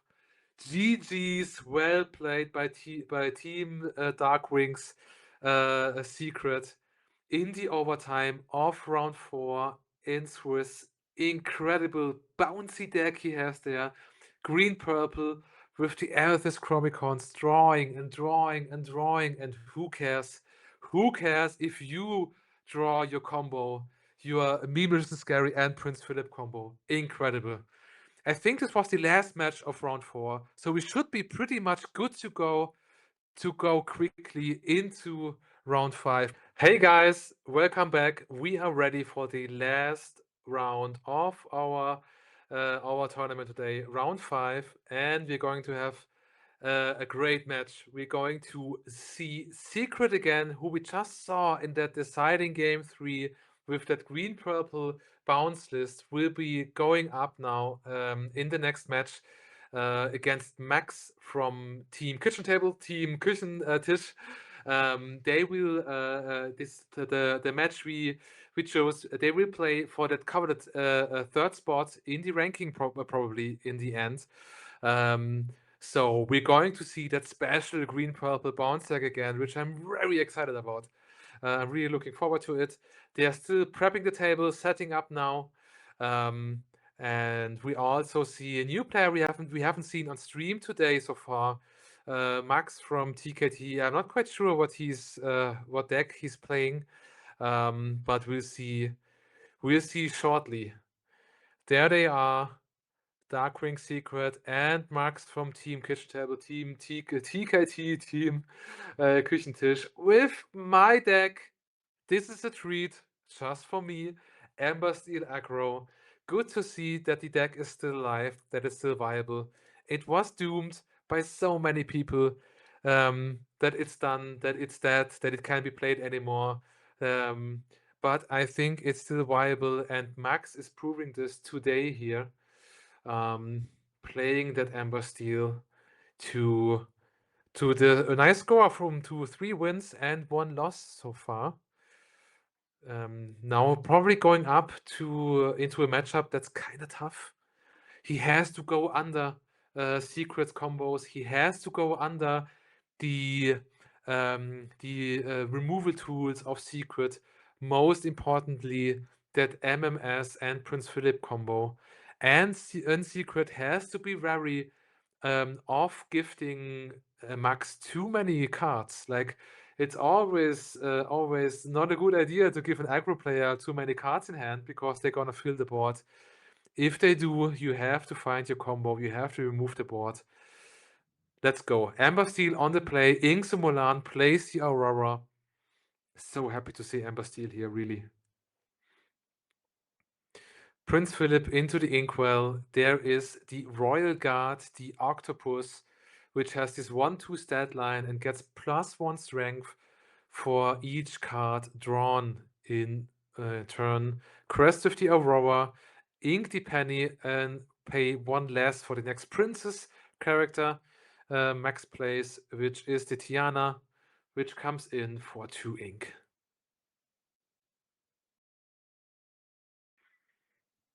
So pretty much one of the better lines you can have as Amber Steel aggro, getting that Tiana out on turn 2, so you can, yeah. There comes the Webby, the Palace Guard challenges the Aurora out, which isn't too bad for the Amber Steel player here.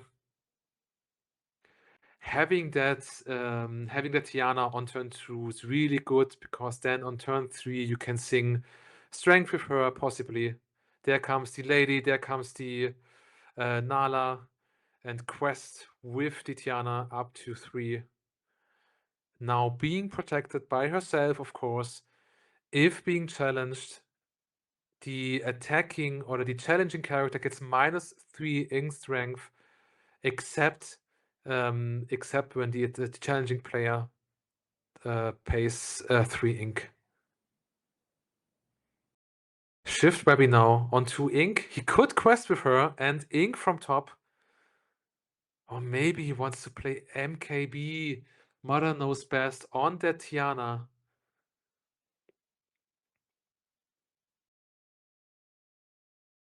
Tough spot. What do you want to do here? I think he needs to stop. He needs to stop Max from questing too crazy. Yeah, and he does. And he bounces Dinala, which is probably a good idea. He can take care of that Tiana at some point later. Bounces the three quester Nala, which quests for 3 when she's undamaged, of course. Ink the Troubadour. Oh, there's a double Nala. Turn 4, double Nala. Quest for 4 up to 7. Troubadour into the ink. So Max is a Troubadour believer. I am not, to be honest. But the cards are great success in so many Ember Steel decks, with the ability to sing strength on turn 3 because of its Singer 4 keyword.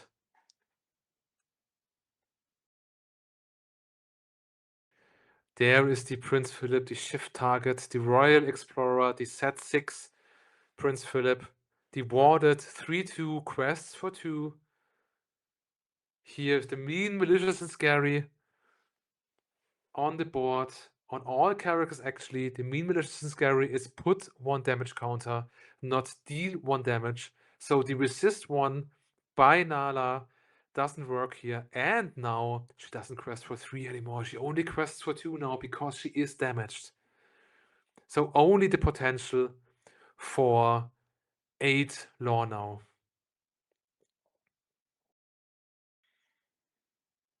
We're quite a bit away from the Prince Philip combo. It is shift 6, so it's not coming next turn.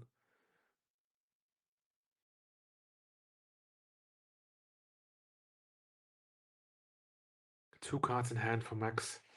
One is another Nala. My god. That pesky little lioness. Quest 8, possibly, yep. Quest 8 to 15. Tiana effect in play. And I think that might already be it. Secret has to have some very specific cards in hand to do something. And I don't think he has them. Does he?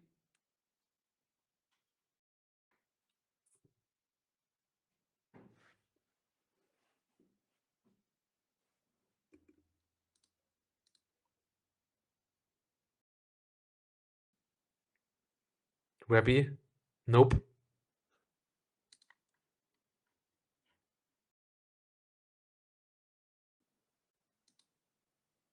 For 3, hard cast.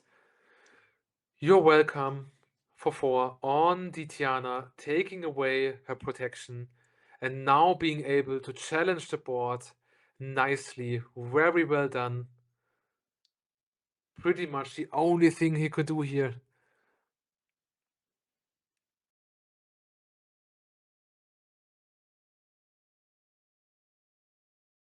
But it's not enough, is it? Oh, it is. Yes, Tinala. The lady is gone too, right?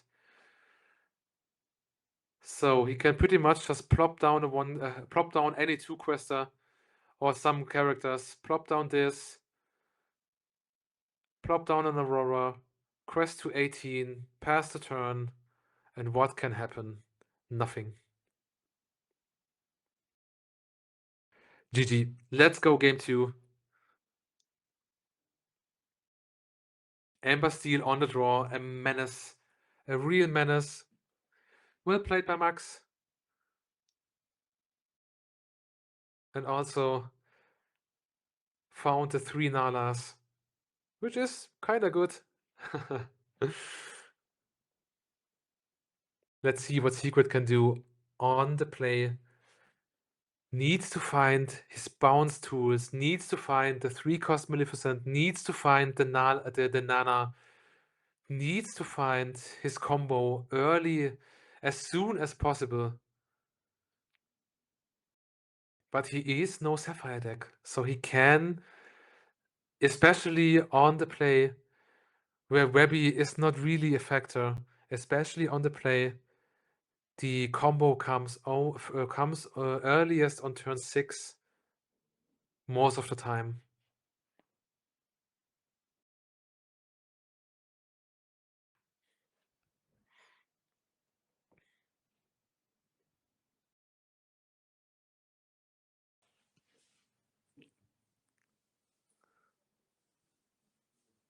Mulligan 4 green purple.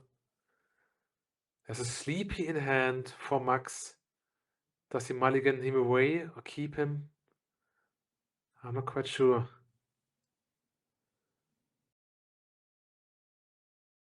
Mulligan 2. He drew a dog. He drew a dog from the mulligan. Not sure if he kept one. If he didn't, then this is his lucky day.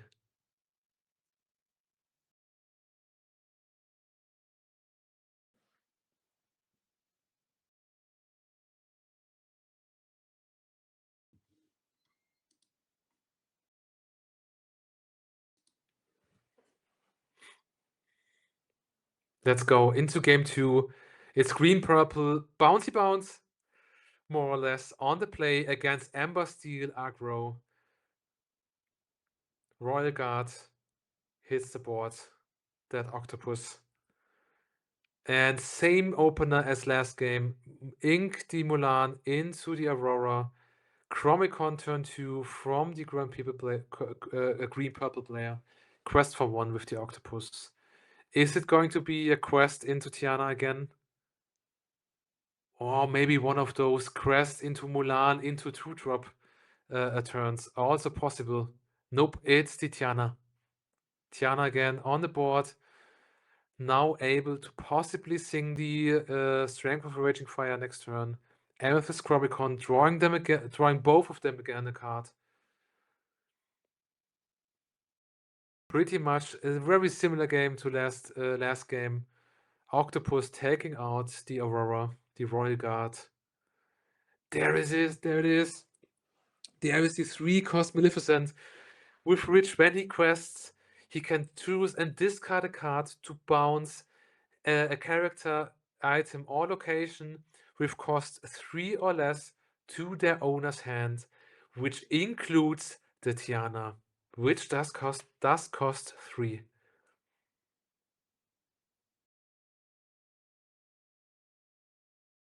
Really strong tool against Amber Steel.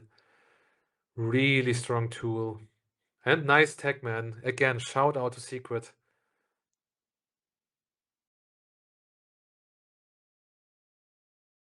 Let's see what Max is doing. There is the lady into Nala, just like last game. And quest with the Tiana 2-2.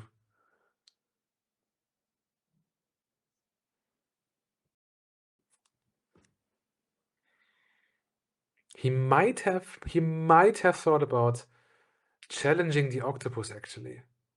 Getting him off the board. It's those micro decisions that make Amber Steel aggro, despite looking easy to play. It's those micro decisions that still give it a pretty high ceiling. There is the quest, 2-2, discard a card and bounce the Tiana. Yep, and this was pretty foreseeable. I think he should have challenged that octopus and get him off the board.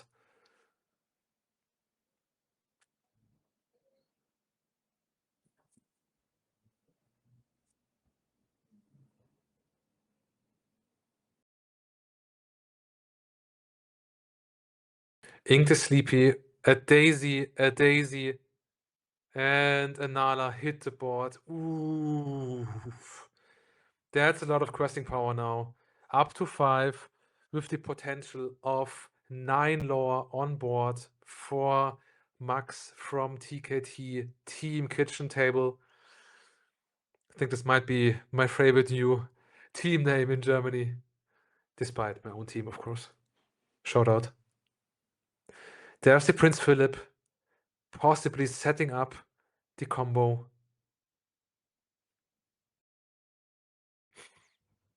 And now he can just do it again with the Maleficent. Quest, discard, bounce something. Take out the lady first. Quest with the Maleficent, discard a card. Bounce the Nala probably.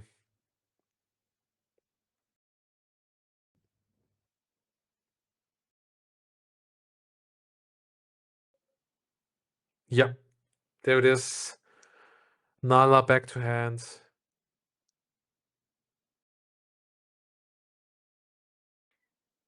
And this is such a tough position. If you look at the, if you just tune in and look at the hand size, and maybe not too familiar with Lorcana, it might look okayish for the Ember Steel player. More cards in hand, 2 daisies on board, but it is an abysmal situation to be in. Plops down the Pete now. Doesn't want to be seeing that mean, malicious, and scary into Prince Philip combo, which could be going down next turn, and I think Secret has the tools in hand to do so.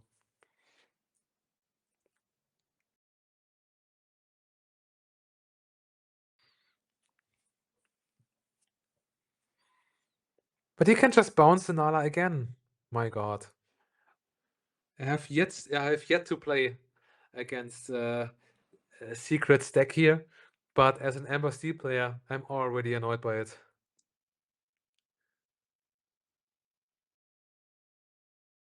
For 5, comes the Hades, targets the Nala, draws 2. Ember Steel can't give up his 2 and 3 questers. Quest, bounce the Nala again, wow. That's control, folks. 5 lore on board for the Ember Steel player, possibly going up to 14. Is it enough before the combo hits? I don't think so.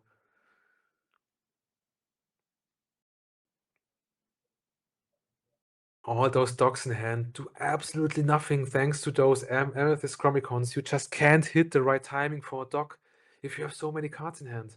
You don't need it as well, admittedly.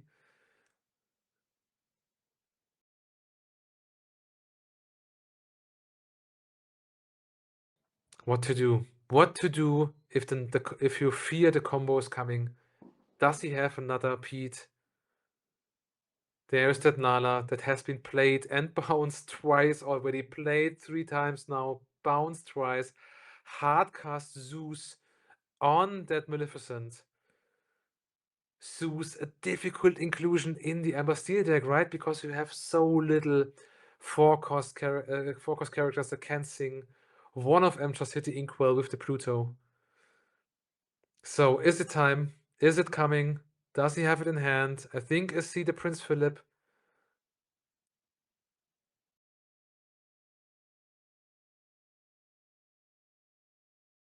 Seven. Sings the mean, malicious, and scary. And for 6, there's the Prince Philip. Quest for 3. And I think that's pretty much all she wrote. If that combo hits just once, it's pretty much over. Except if you can plop down 6 lore now. He has enough ink to empty his hand pretty much. Tiana quest for 2. Nala quest for 3. And Penny quest for 2. And now Secret again needs ready character access to do anything here. What does he have in hand? Does he have an You're Welcome maybe?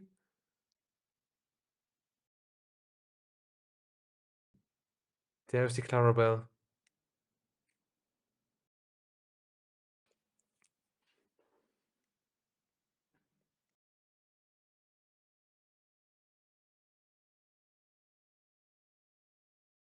Yep, that's enough lore. You need to get it away. He won't let you draw for Hades, that I can tell.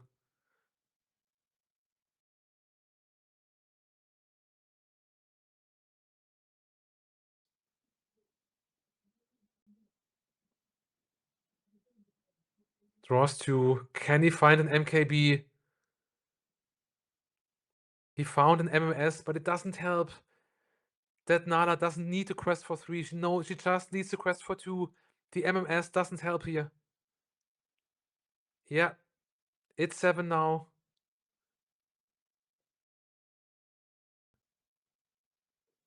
Is this it? Is the game over?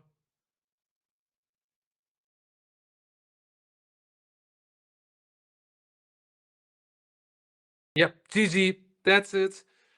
That's it. So many cards in hand for Max from the Amethyst Chromicon that he was able to consistently ink his way up to 7 ink. And then in that turn, after the Prince Philip Mean Malicious and Scary combo, he was able to plop down 3, at least 2 quest characters with the Tiana and the Nala and the Penny, forcing the green purple player to have ready character access, to have anything that bounces them, that you welcomes them, that does something with them. But he had nothing. The MMS didn't help in the end because the Nala only does need to quest for 2, and that's it. Well played by Max. Played to his outs, and even won on the draw against green purple here in this matchup. Well played. I think he takes the rank 3 today, taking home some nice prizes. Very well done. And maybe, just maybe, with a whisper to production, I say, might we get a game 3 of another match? Maybe? Oh, die kommt direkt. No boosters for you guys. I'm sorry. Maybe we'll do it after the finale. One quick booster. Let's do one quick booster. We almost say it. Clockwork Keeper. That Jinx thing. Consult the past. The Blades. The Poro. Nice. Oh, Retreat. Actually valuable. Sunlit Guardian. The Cane. Very good card as well. And oh, the Bullet Time. The epic Bullet Time. Nice. Great card for those Misfortune decks. Very nice. All right. And now I already see a very good player, and there will be another good player in front of him. I see Mohoo from Team Secret Rare, and it will be Henksen from Team Secret Rare as well. It's a team mirror, guys. Mohoo with that legendary Binding of Isaac beanie. Wow. Shout out. 2 great players from Team Secret Rare, like the local team from Western Germany, also the organizers of the event today, of course. Great team, also playing in the first division of the German Team League, and are the reigning champions, actually, of the Team League, having won the previous iteration. There was a first season of another Team League, so to say, and they won that in the finale against the Playing Ducks, also called the Classico in Lorcana, Germany. But today it's TSR versus TSR going up against in this deciding game 3.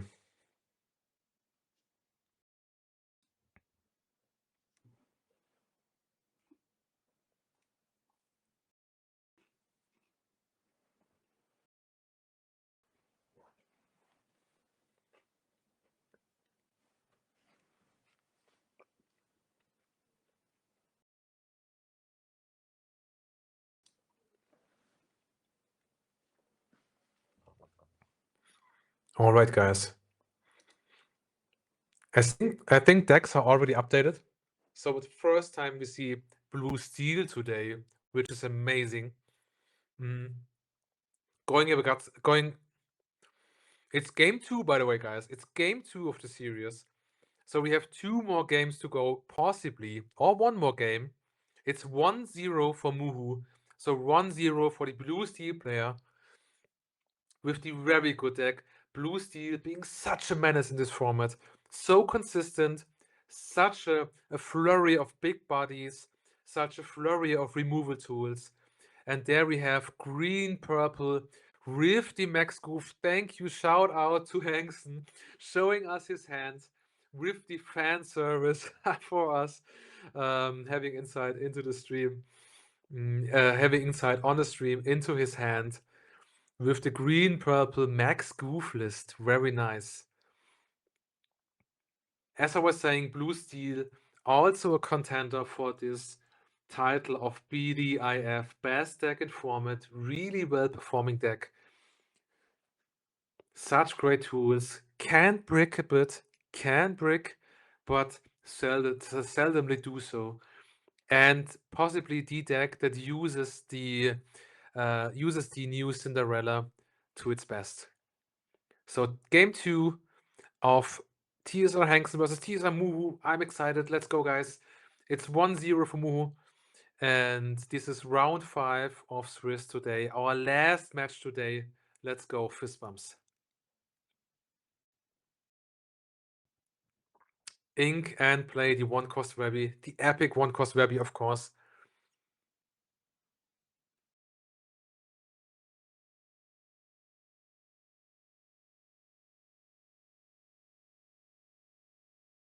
I'm not too familiar with the matchup.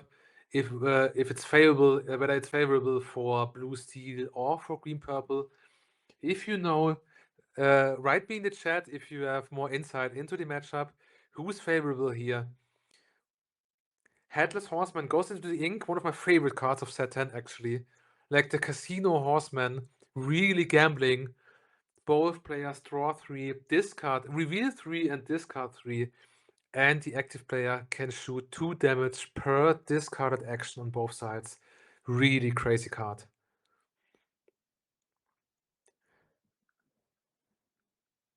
Crazy. Questing with the Webby, playing the Amethyst Comic Con, and activating it instantly, drawing a card. There it is. Thank you. The service.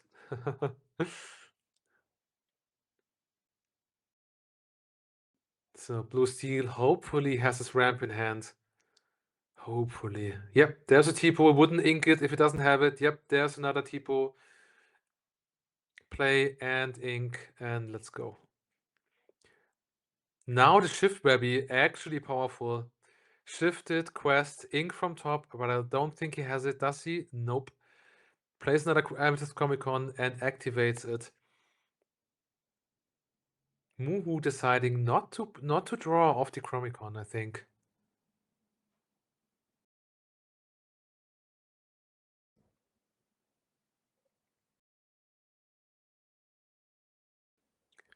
Ronnie in the chat saying green purple is probably more favored in this matchup. Very possible, yeah. More draw. Yeah, that's true. If the green purple player can consistently find out for the big bodies of the blue steel player that will come down at some point, then he should be in a good spot.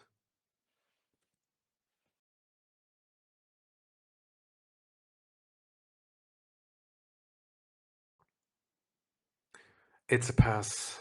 All right. 4-4, possibly the... Yep, there she is, the Cinderella.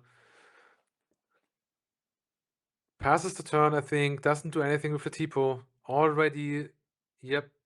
Inking a card, drawing a card, and passes. Goes up to 6. Ink next turn. Possibly playing the big Tink. The Tinkerbell from set 1, maybe.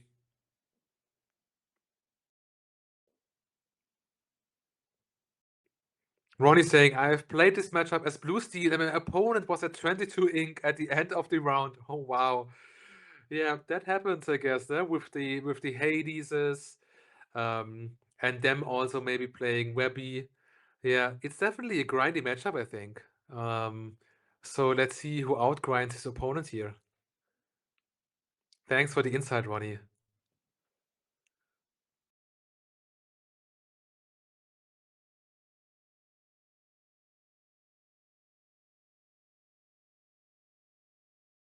Ink the Goliath, also new set 10 card. And for 4 comes in the Kida the Warded Princess 3/3 and the Exert ability that you can look at the top two cards of your deck, put one into the Inkwell and one back on top of the deck. Quest with Cindy, she did her job. Cindy triggers again, of course, at the end of the turn, because Kida is, as I've said, a princess. So inks again here.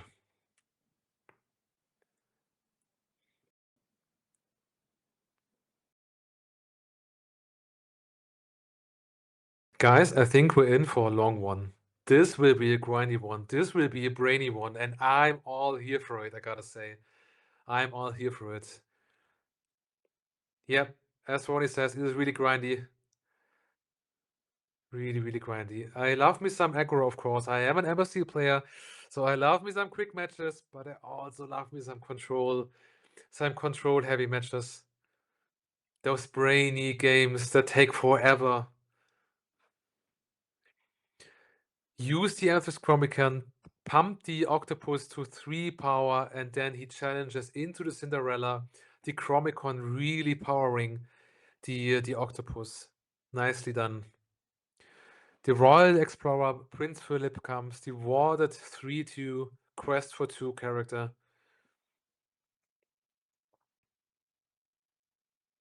Puski, yes, it's both players may correctly. I think he's probably wary of having too much cards in his hand for a possible Clarabelle, and he maybe also doesn't want to discard too many valuable cards when being hit by a bend to my will. Tap ability of the Kida, looks at 2 cards, puts 1 on top, 1 into the Inkwell exerted.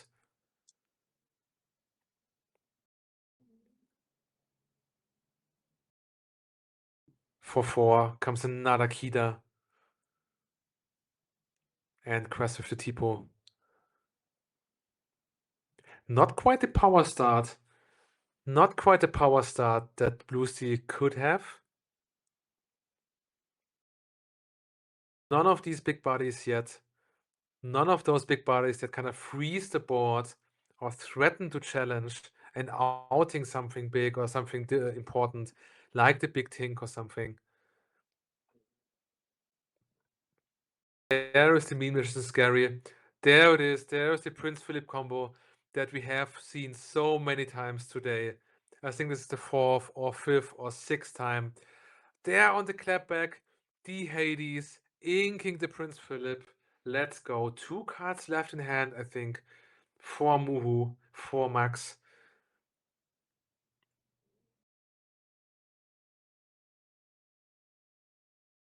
This is Comic Con. Now he starts to draw. Yes, Goliath. Another great factor. Correct.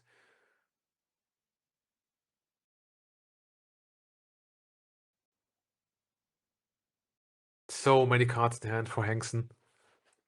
Drawing and drawing and drawing from Elvis Chromicon.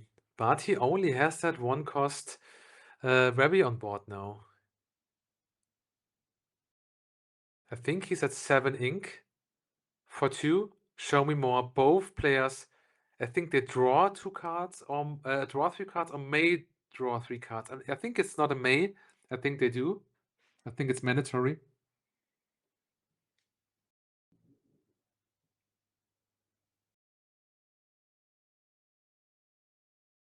5 left. Or 6 left, actually. 6 ink left for Henksen, for the green-purple player on the left.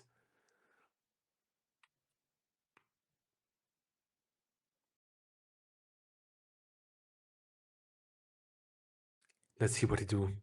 It's already intense. Like, there's only 2 characters on board, but there's so many hand cards, so many ink. The promise of a grindy match.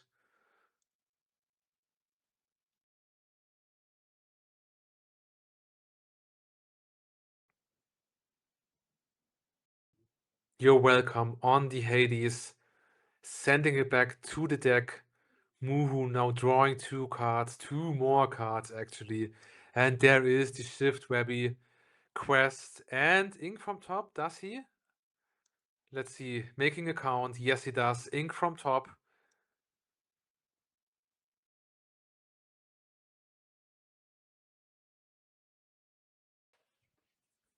Looking good, I think.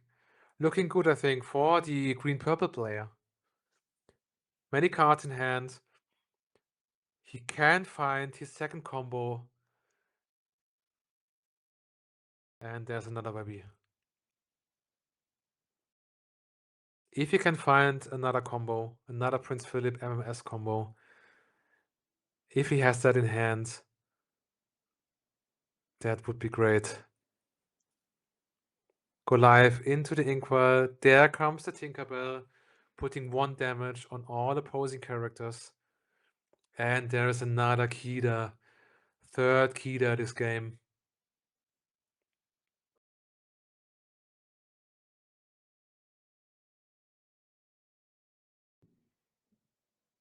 Shift Webby again, I think. Draw 3 with the Amethyst Chromicon. This is crazy. This is crazy. Wow. Mohoo opting not to join him in drawing cards. There's another shift Webby. And 2, 4. Quite some ink left now. Show me more again. Draw 3 cards. I think Henksen is at like, I don't know, 20 cards in his hand or something. Amazing. And there's the bend. Oh,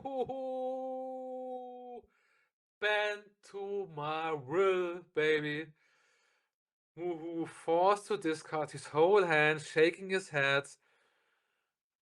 His beanie on his head, really mirroring what he feels right now, probably. Oh my god.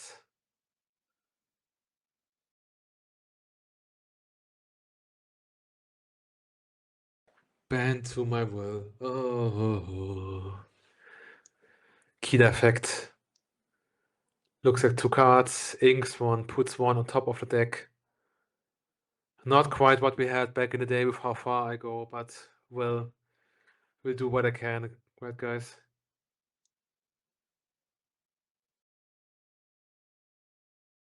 There comes the Vincenzo Santorini, not doing anything because both of those Webbies are warded, so his deals 3 damage on playability, doing nothing. But he's a 2/8 body that's quest for 3, which is also really scary. There is the MMS hardcast, I think. And there's another Prince Philip. There's the second combo. Again, clearing board. Cresting for 4 with the Webbies. Wow. So much ink at his disposal. Thanks to the Webbies. Thanks to the Hades. There's one more ink thanks to this Hades.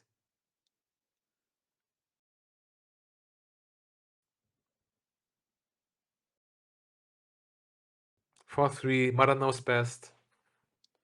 And the Prince Philip, the Royal Explorer. I think it's time to go wide a bit, to get those 2 questers down, to threaten lethal at some point. He's at 13 law now, 6 law on board, so not quite lethal. Except if he can he play another 2 quest character? He could, I think.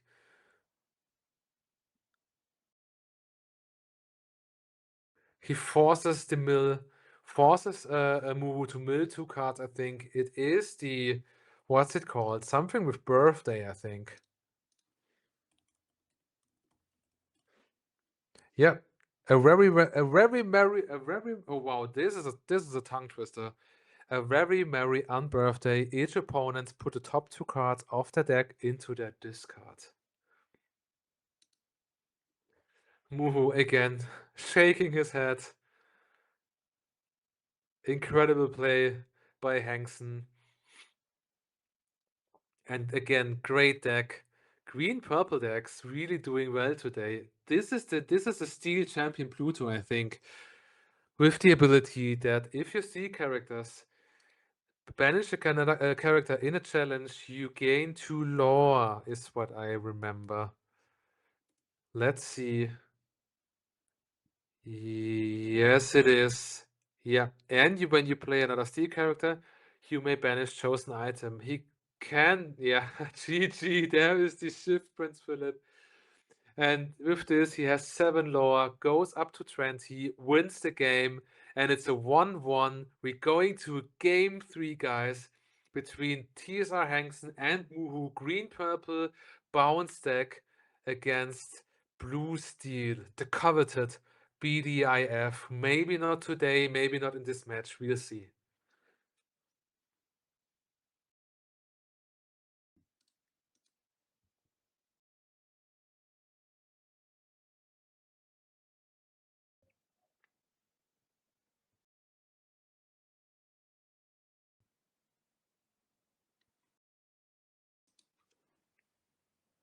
Shuffling it up. Blue steel now going on the play. In grindy matchups, on the draw, on the play, not as impactful as in tempo or aggro matchups, but still in Lorcana, very, very favorable if you can go on the play. Cards on board, better than cards in hand.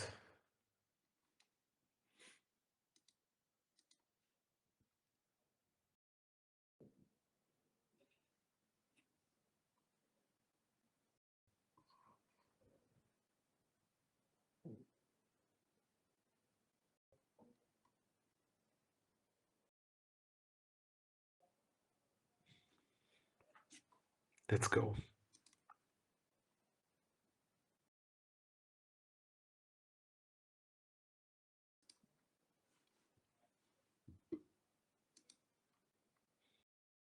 All right.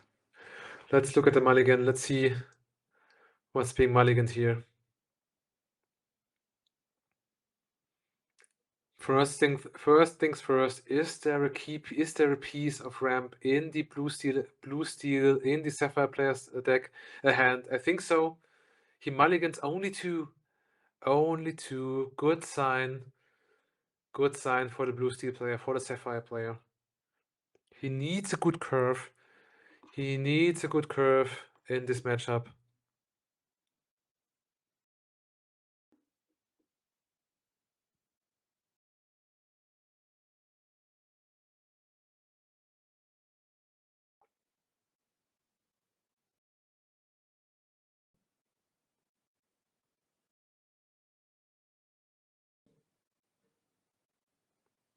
It was mulligan 2 for the blue steel player. I think it was also mulligan 2 for the green purple player, or mulligan 3. I wasn't quite sure. But no catastrophes in the mulligans, no mulligan 7 or anything. So we might be in for a very good game. There is, oh, he drew, I think he drew a second star from the right. The green purple player. Does he really want to see that here? I don't think so, to be honest. Ink Division, play Mulan, draw and discard. Let's see what he discards. It is a Cinderella, possibly has another copy in hand. Doesn't need a second one. Is not a Ruby Sapphire deck or anything where he quickly needs to ramp to 9. The one cost Webby on turn 1 again for Henksen. There is a sale on turn 2. Ink Runner into the Inkwell. The Popsicle at home, as it has been dubbed. And Develop Your Brain. All going according to plan now for Mohoo for now. Can even quest here, yes, because that Webby will probably not challenge. Because even if you shift, he wants to quest with her. There it is. Shift, ink from top.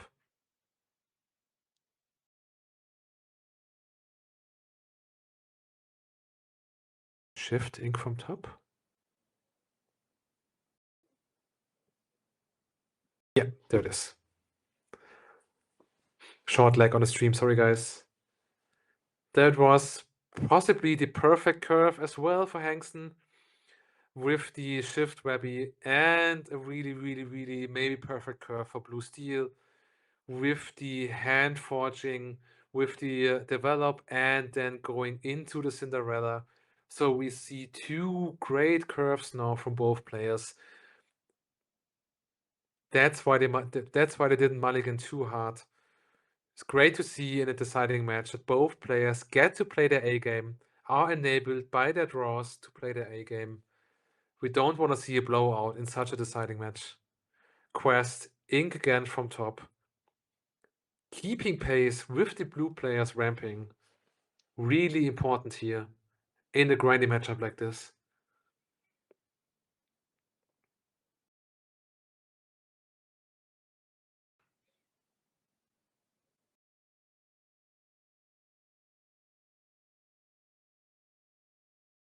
Bounces the Cinderella back to hand with a hard cast, but I knows best. Interesting play.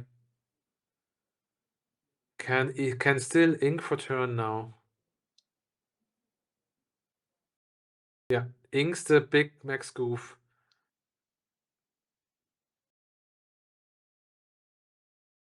And back to Mohoo again.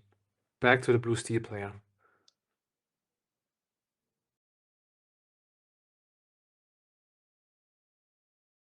For 6, there is the Tinkerbell. 1 damage on the Webby. Not enough for Mulan to take her out. But Tinkerbell always with the potential to freeze the board.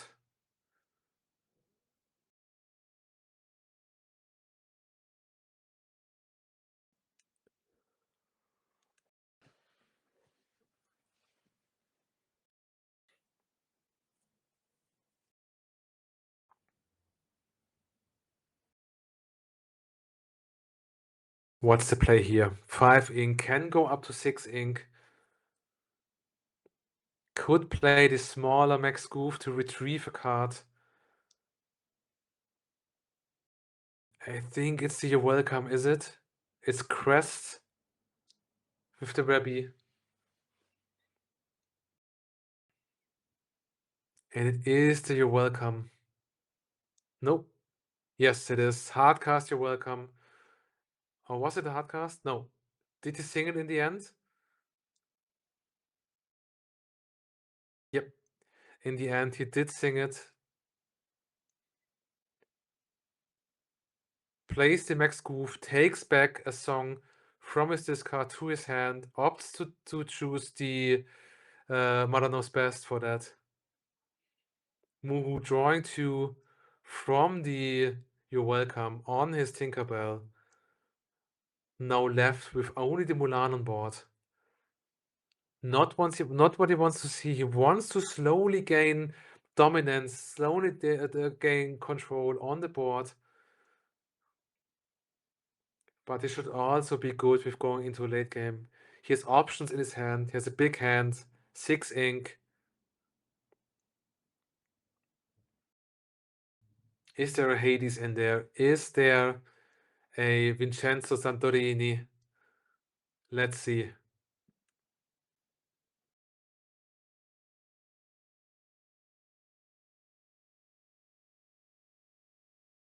Yep, there's the Vincenzo shooting 3 damage onto the max goof, preventing the shift next turn, which could have then quested and used You're Welcome again from the discard.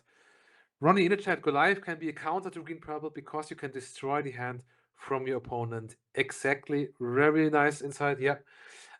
Except if the green deck finds a way to bounce the Goliath or anything before the end of turn starts. Which it has a lot of tools to do so, of course, with the You're Welcome, with the Mother Knows Best.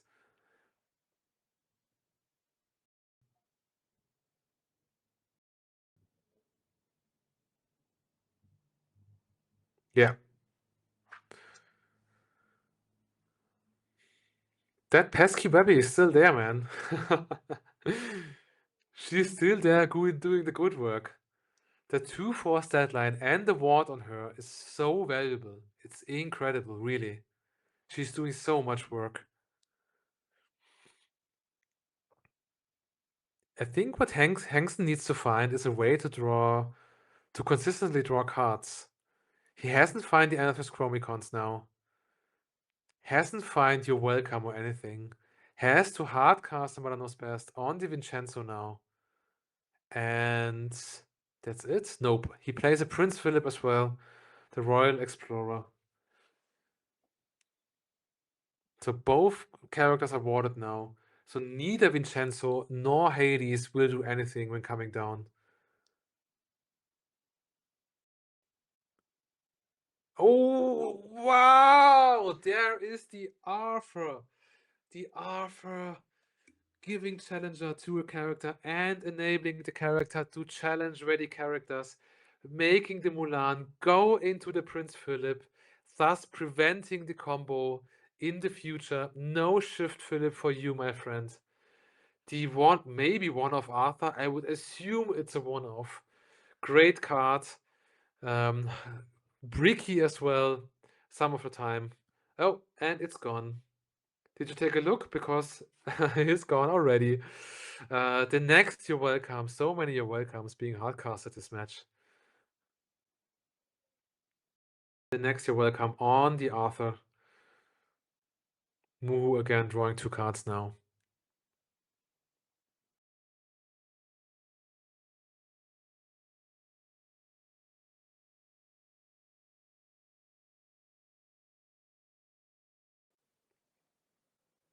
Yeah, and for turn as well.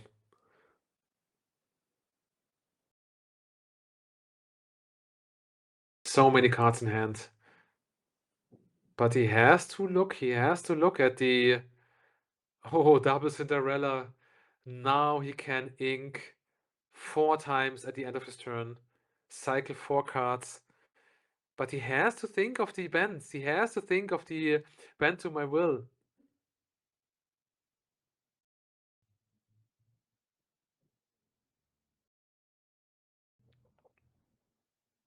It's only one trigger. Yeah, right. Thanks, right. Only one trigger per Cinderella, right? So it's not as crazy as my mind wanted it to be. Crest again with the Rebby. Again inking him. My god. That Rebby inked him like 4 or 5 times. Sung you're welcome. Wow. There's the Gentleman Donald with the ability in Henksen's set part of his turn that both players can draw a card.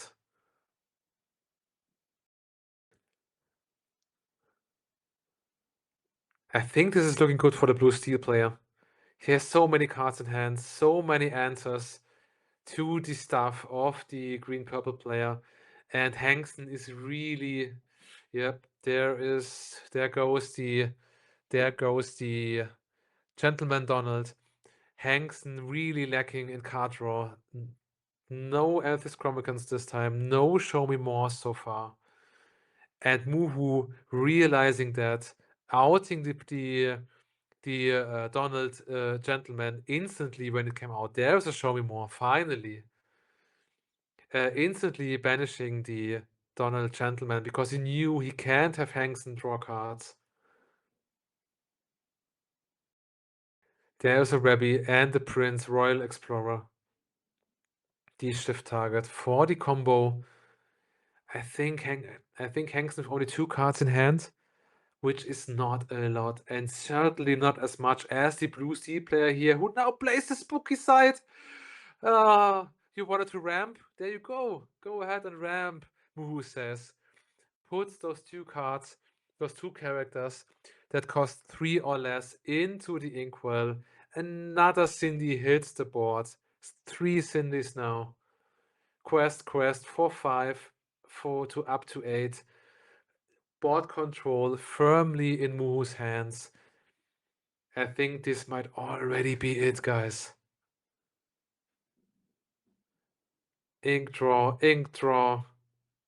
3 times, 3 triggers from 3 Cinderellas. This is set 10. Oh my god. He can forge his hand to his liking, keeping the big bodies, keeping the stuff he needs, and just get rid of the rest.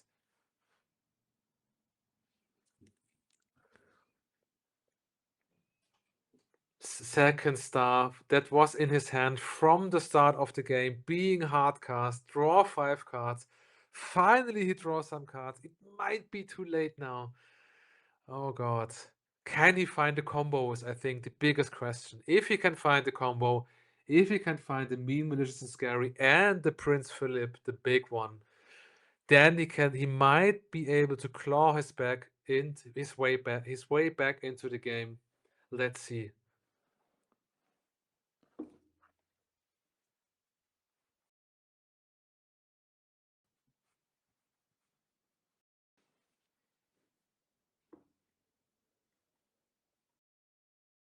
And pass. Bounce Di Vincenzo and pass the turn.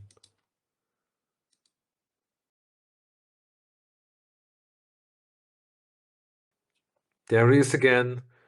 Not shooting any damage, but he is a 3-quester with 8 willpower. That is enough now. Race begins a bit. As well as here, Tinkerbell not using her ability to put 1 damage counter to do 1 damage to opponent characters, but who cares? She quests for 2. She's a big body. This is what you need now. There's 8. Oh, there it is. I think it's happening. Yep, there it is. Goodbye, board. There is the combo. Mean, malicious, and scary, and the Prince Philip. Goodbye.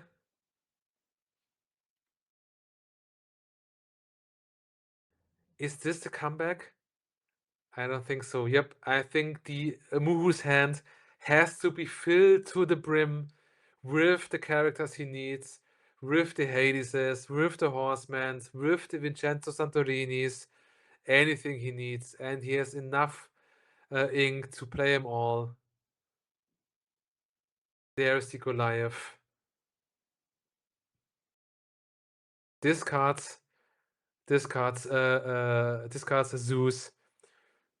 There's the Bounce on the Goliath. Henksen saying, no, no, no, I don't want to discard cards at the end of my turn. Please don't force me to.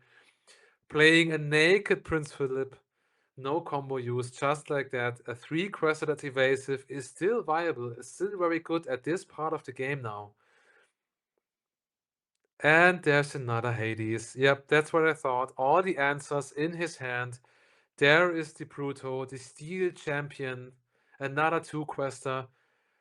Not yet lethal on board, but almost can go up to 19 next turn.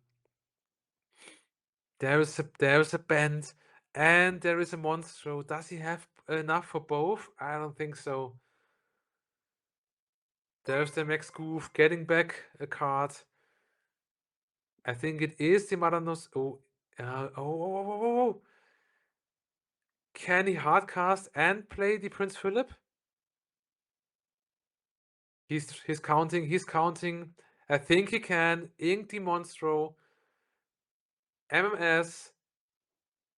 Bum. Is it 9? Yup, it is. 9 for the Prince Philip, and all your stuff is gone again.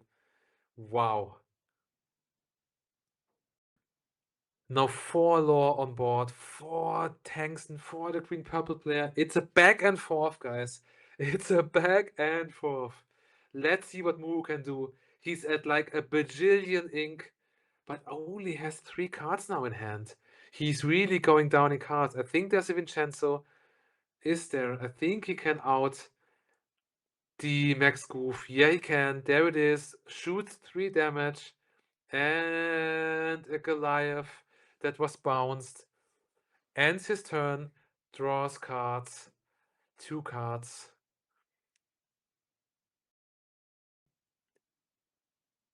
Can Henksen come back again? It is the bend. There is the bend. There is the Hades. Hades hitting the discard. Crucial discard now. Crucial discard. Henksen drawing 2 cards. It's 13 to 13 in law, guys. It's 4 on board on Henksen's side, on the green purple player side. It's 5 on board, going up to 18 on the blue steel player side. He has to hard cast the Beyond the Horizon. Find the Mulan. Find something else. It is the Mulan now. finds the Vincenzo, I think. Discards a card. Yep, it's division. Quest to 18, I think. Oh, play something else. It is Tinkerbell. It's okay. More than lethal on board now. Oh, we are in overtime. This is the 4th turn. So if Henksen has to win now, oh, it's over. He has to win now or force the draw. He can also out the board, clear the board. He has to clear almost the entire board with the exception of the Mulan. If he can force the tie. He can force the draw. Can he now?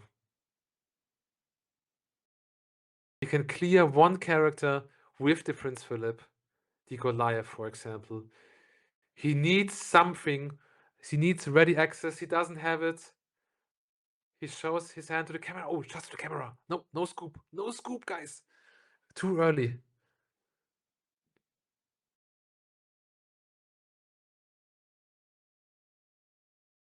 It's tough. It's really tough. There's the Webby.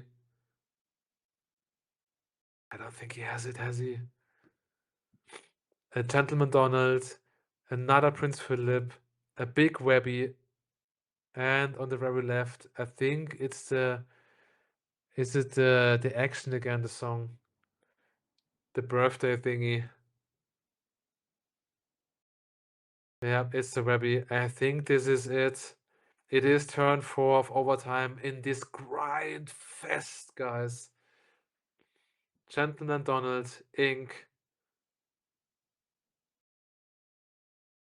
Yep. Quest. And on the turn 5, quest to 20. GG. Mohoo wins it as close as it can get. Great match by two great players. Henksen and Mohoo showing what set 10 is capable of. Very nice. Very, very nice. Really brainy match. Really filled to the brim with tough decisions.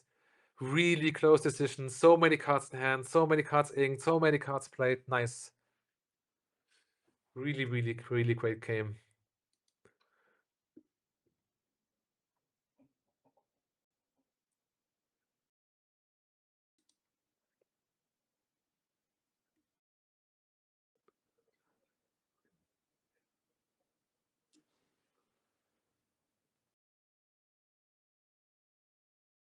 Okay, guys.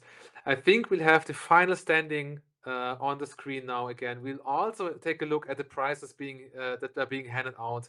And for all the German viewers in the chat, which I think there are many, after this stream, tune in to the CCQ Barcelona stream because Sören from Team Iconic is in the finale fighting for his invite to the European Championships being held next year in Paris in September. So fingers crossed for Sören from Team Iconic that he can push through and get this invite, as I think the 4th German player, I think he would be the 4th one or 5th, I'm not quite sure, going to Euros next year. Really, really cool to see that he's in the finale with Lemon Lime, by the way.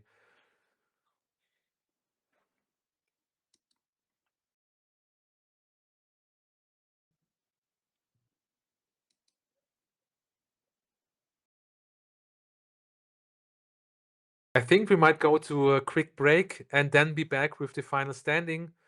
If this is okay with production.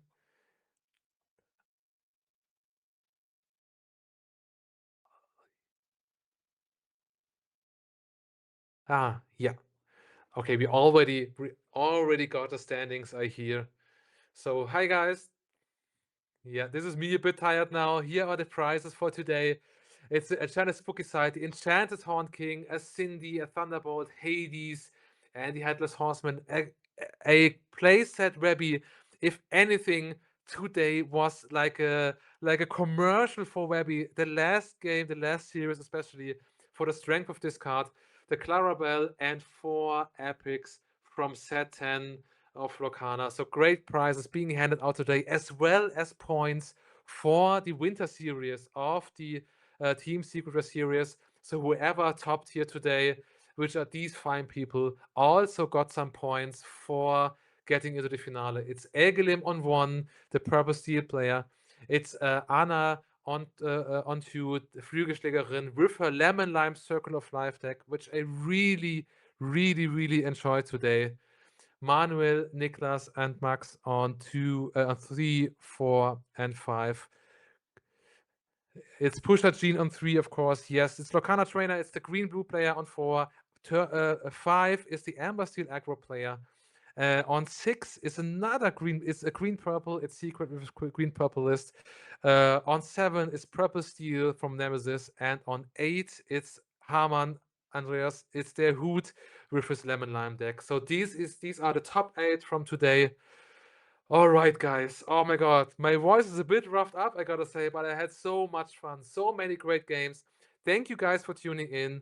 Thank you guys for being in the chat with us and having fun with us today.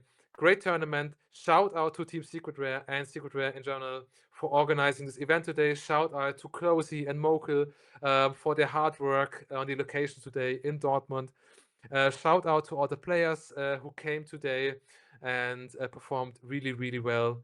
And I think we might continue this casting in the future. Maybe, let's see if there's a chance to do it. I will be back for sure. This was my first time casting. The next series, by the way, open your calendars, is on January 4th, will be the next iteration of the Secret Rare series. So be there, be square, as they say back in the 80s, I think. I'm not that old. So it's the you have still a hangover from New Year's Eve. Perfect. 4 days later, you can watch some amazing Lorcana. So again, shout out. Thank you guys for being here with us. If you have any feedback for me, please reach out. On the top here, you see my Instagram. You can find me on almost all the Lorcana Discords as well. It was my first time casting today, so if you have any input, any criticism, please send me DMs, slide into my DMs. I'm happy to chat always. So shout out again. Thank you so much. And we're doing a raid to the CCQ stream now. Fingers crossed for Servant from Team Iconic for the finale. I'm going to go on the sofa now and watch the finale as well.